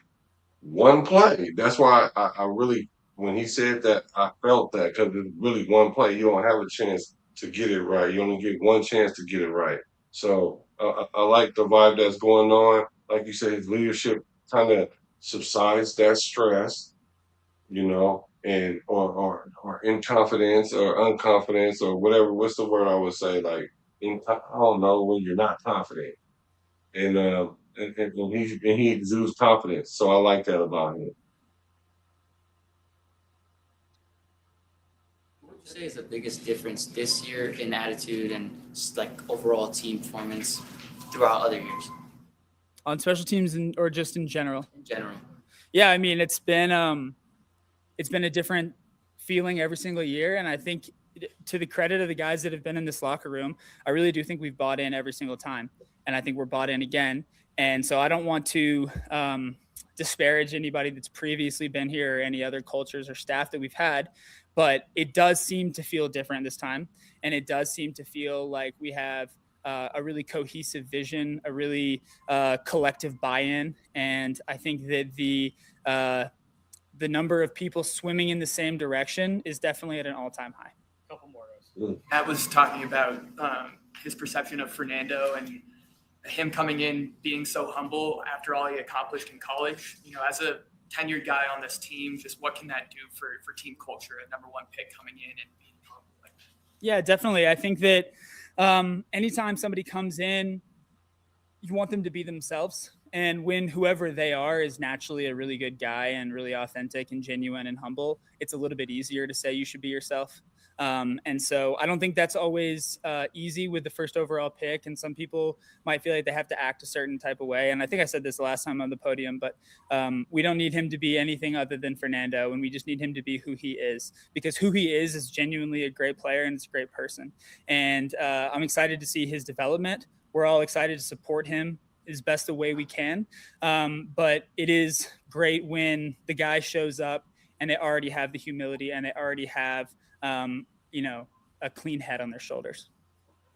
Special teams room debate so far in training camp? It's a fantastic question. We're kind of early in the training camp, so we're not really in like the full dog days, but the one that I'm planning on bringing up when it really starts to feel a little bit stale is the age-old debate of, are there more wheels or doors? We're going to go to that one. The trivia guesstimation from yesterday was, I've been trying to come with some trivia every day, keep the vibes high. The question yesterday was, how many total parking spaces are there in the United States of America? Anybody have a guess? I was about to ask, do you want to guess how many total parking spaces there is in America? Let's take an educated guess here, Twuan. So you want me to go first so you can do like on the Price is Right and say $1 and then you be the closest one because I went over? Yeah, go ahead, because okay, I'm going to say how many parking spaces in America is going to be I want to say 1.3, but 1.1 billion parking spaces. I'm guessing. in America, Yeah. you know that's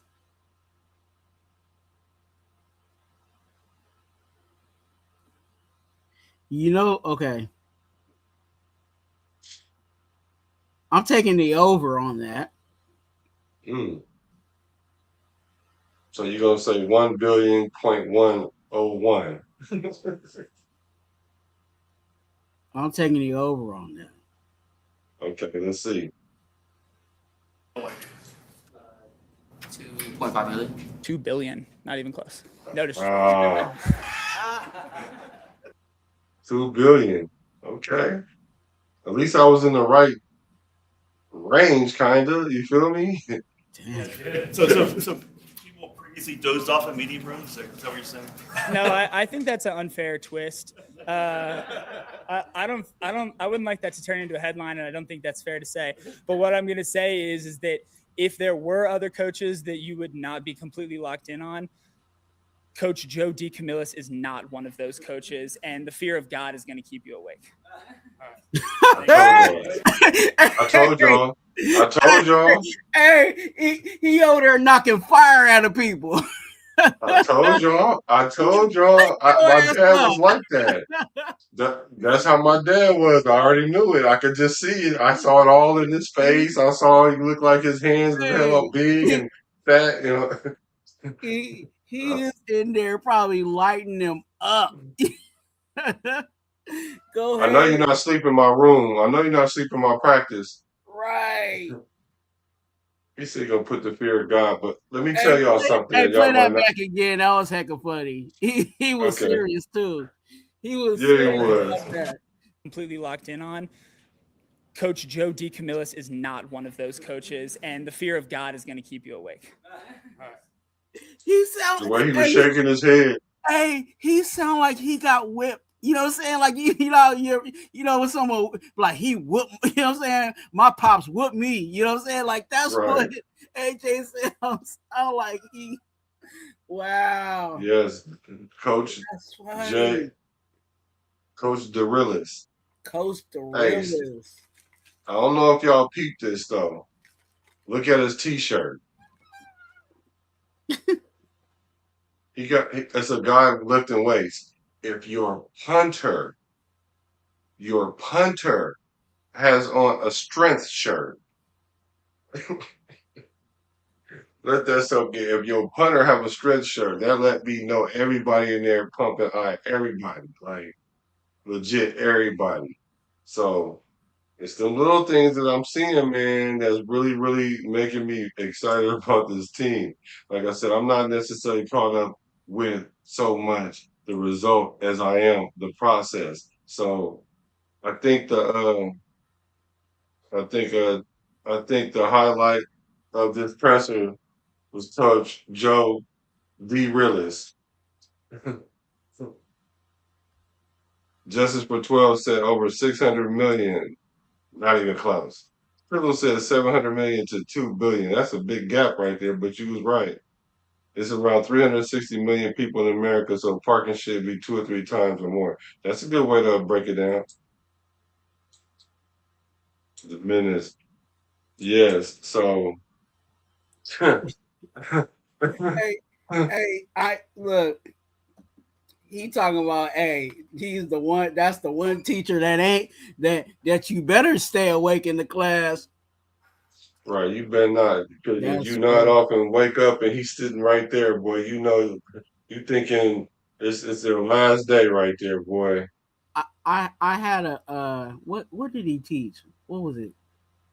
I don't want to say social studies, but it was one of like the history classes in high school, and this teacher had a yardstick. You remember like the old school yardsticks? Yeah. But he would duct tape it. Mm-hmm. And if someone fell asleep in the class, he would light up that desk. Hella loud. And you would hear whack. You know what I'm saying? And it wasn't just the yardstick because he hit the desk, it broke in certain places. So like by the end of the year, like that yardstick turned into a whip. So if someone was in, you know what I'm saying, because you know in high school, people would just be like laying on their desk, you know what I'm saying, just laying on their desk passed out while the teacher's still teaching. And some teachers just let that kid go to, you know, let that kid sleep or let the kids pick on him, you know what I'm saying, because he was asleep, you know what I'm saying? Like, but no, this teacher, like, if a kid was thinking about dozing off, he would get that yardstick and everybody knew in the class it was about to happen because everybody was like, oh, he got the stick, and he go, wow. And, and that person would pop up, you know what I'm saying? Because they'd be all like, I ain't saying that's what Decamillis is doing, but he's doing something lightweight to that extent. If he's saying, you know what I'm saying, everybody is paying attention and woke in the class. Yeah, for real. That's that old school. That's that old school for real. So I wonder I like that. I wonder who got you know what I'm saying, who got the business, because there was somebody that was made an example. At least one.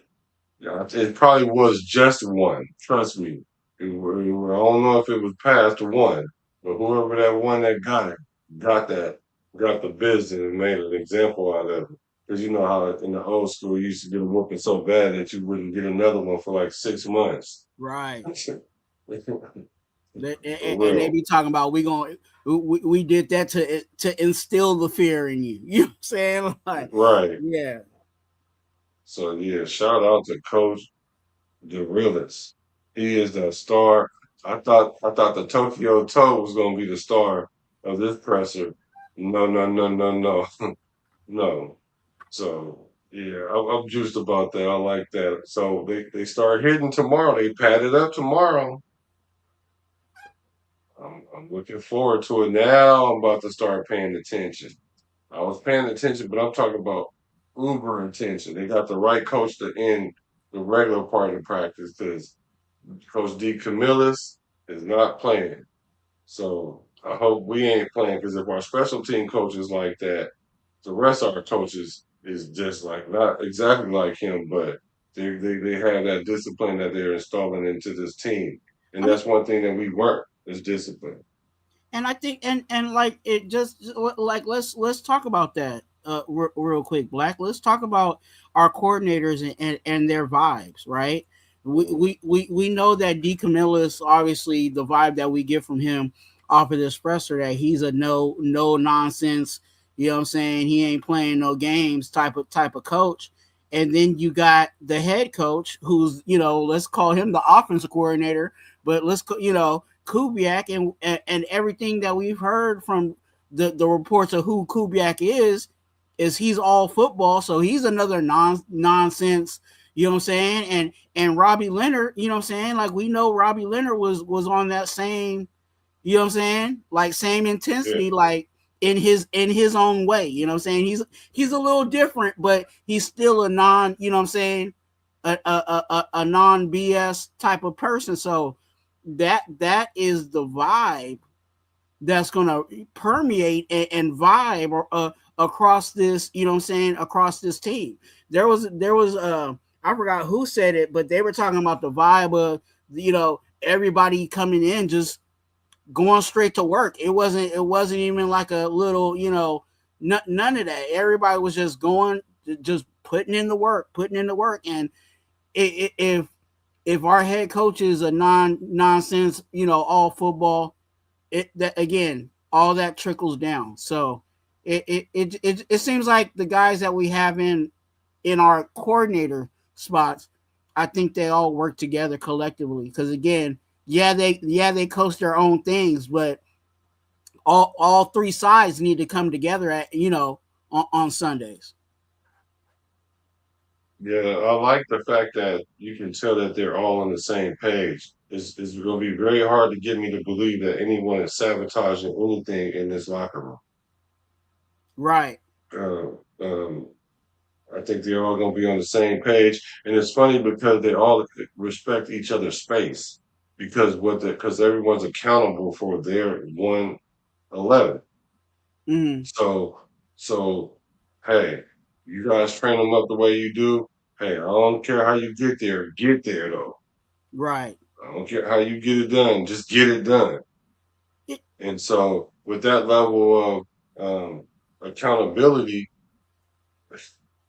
there's nothing but upside for that. And even if it does take a little bit of time, like you said about even Fernando, you said, I don't care if it takes 5 years, but if we get it right, then that's what it's about. And the same thing here. Like if we don't get it right, yeah, it might take a little bit of time, but once it catch on, it's gonna be hard to break that. And that's the difference between being a worst to first 1 year and then go back from first to worst the second year because we've seen that. Yeah, go ahead. No, I'm just saying. So I like the consistency. Yeah. No, and I'm with you on that.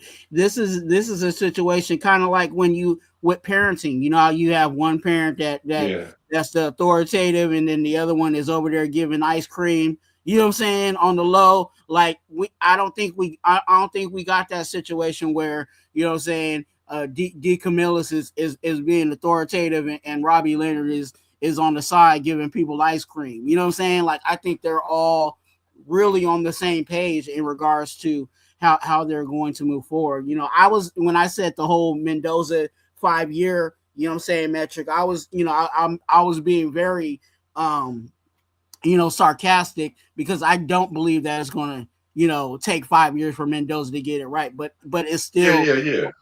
I still hold true to my statement as, hey, let's make sure if we have the time for these guys to get it together, let's make sure these guys are all working it out to get it together. And I think it might because they're all on one page, coaching staff wise, it seems like it might speed up, to be honest with you, because again, you don't got that, oh, this person is going to baby me, or, you know what I'm saying, there ain't no politics in that situation, because everybody seems like, you know what I'm saying, they'll give you the business in their own way. Because I you know, as quiet as Kubiak is, I know that, you know what I'm saying, if he needed to get into somebody, you know what I'm saying, for, you know, and reprimand them for something, he ain't gonna hold back on it either. Yeah, no, for sure he ain't. He ain't gonna hold back at all. And everybody on the same page. So it's like no matter where you go, it's gonna be that way. And so that's the culture. Salute, Major. Good to see you, bro. He has a good channel. Check him out if you're a Laker fan. He spits the realest over there. You know what I'm saying, at major level. So Okay, shout out to major level for sure. They don't have Bon no more.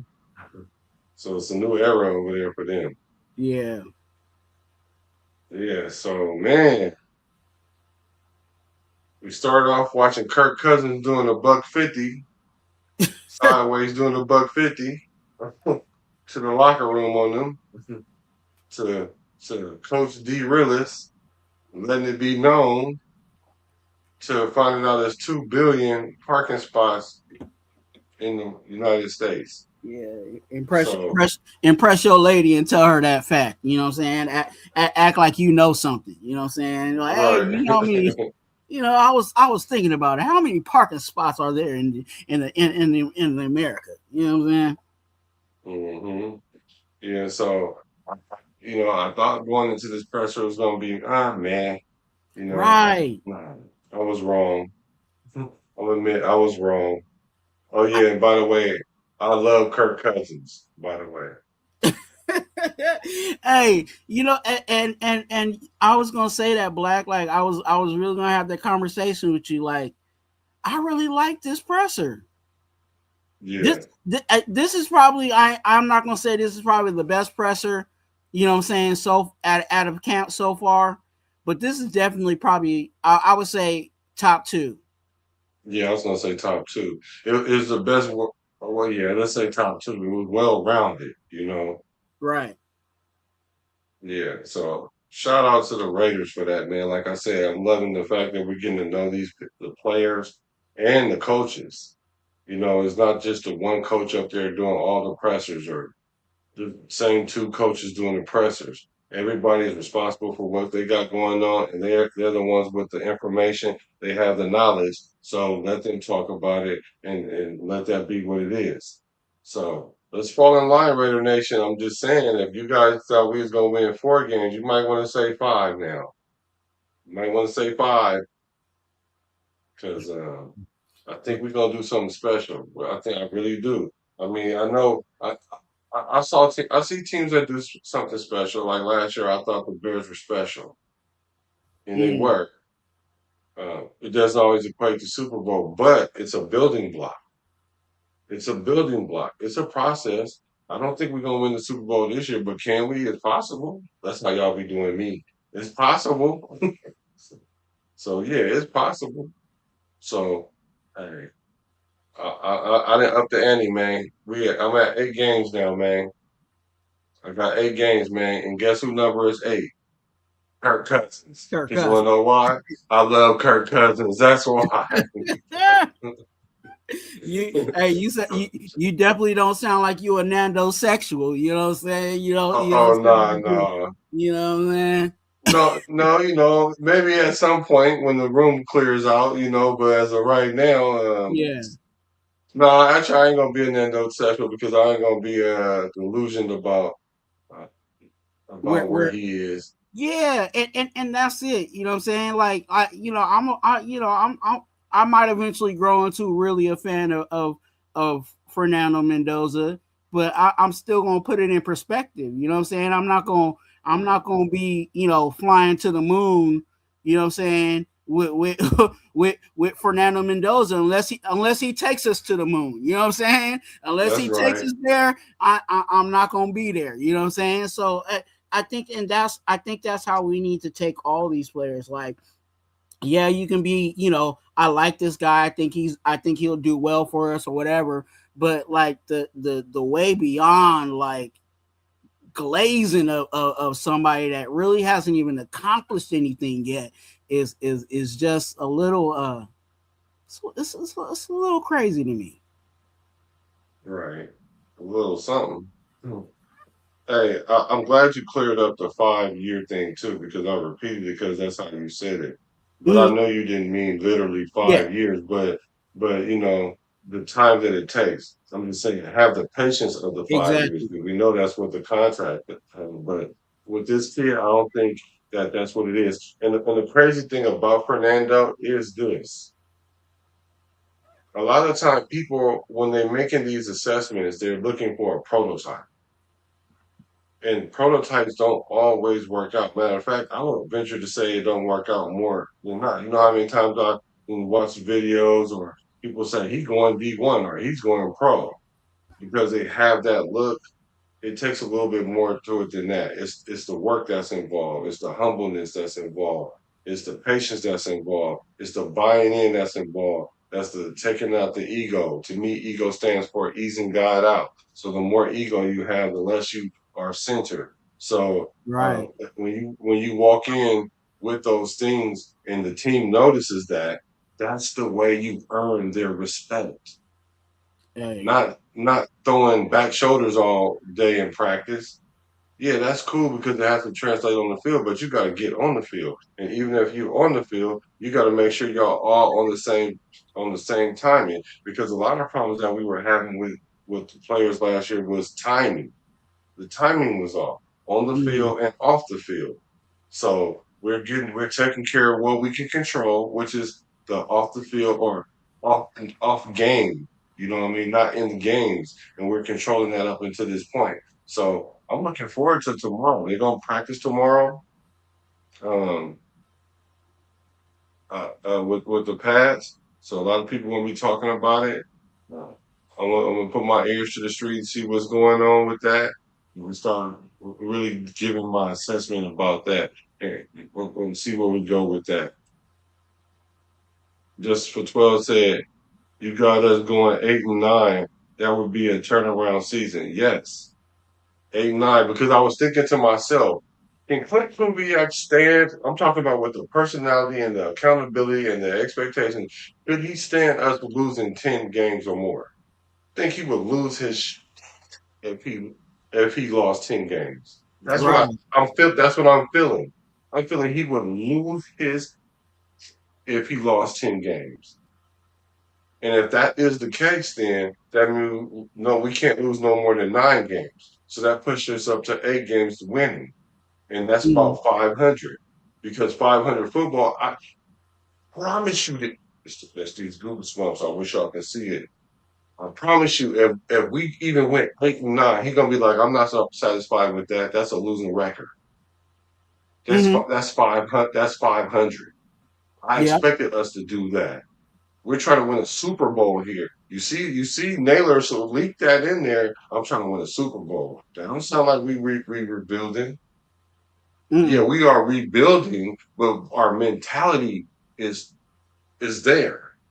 And it starts with the mentality. You don't gain confidence like, well, I think that we can get these wins, and we're gonna go out there and see what happened. No, you got confidence when you step on the field. This is the elite level, and where a lot of teams lose is their mindset, because then their mindset will cause them not to put in the work, and then not putting in the work is not putting yourself in the best position to win. So I'm loving it. And that just and let me get into this, Black. It screams and it barks order, right? Kubiak is not concerned about a rebuild. Spytech is worried about a rebuild. You know what I'm saying? That's his job to build out this roster. Kubiak's job is whoever is lined up. I'm gonna use this. I'm gonna use whoever we got to win. So it's not the focus of a rebuild. Yeah, you can have that conversation with Spytech, because Spytech is definitely gonna be looking at who's in the draft and who's out there at free agency, or who we can poach from another team to make our team better. But that's not Kubiak's concern.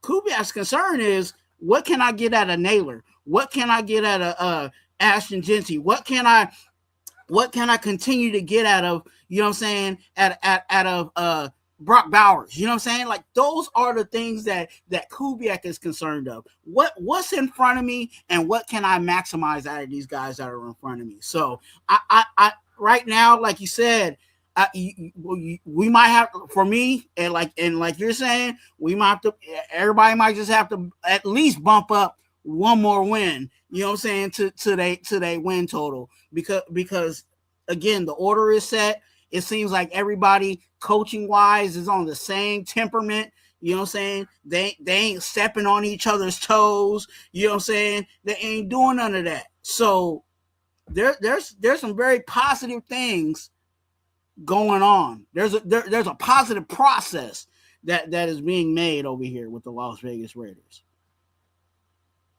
Okay. There ain't nothing else for me to say about that, man. You want to close us out? You got a word for us? Yeah, I was really trying to hold myself back when you said, the ego. You know what I'm saying? The what is that? Edging God out?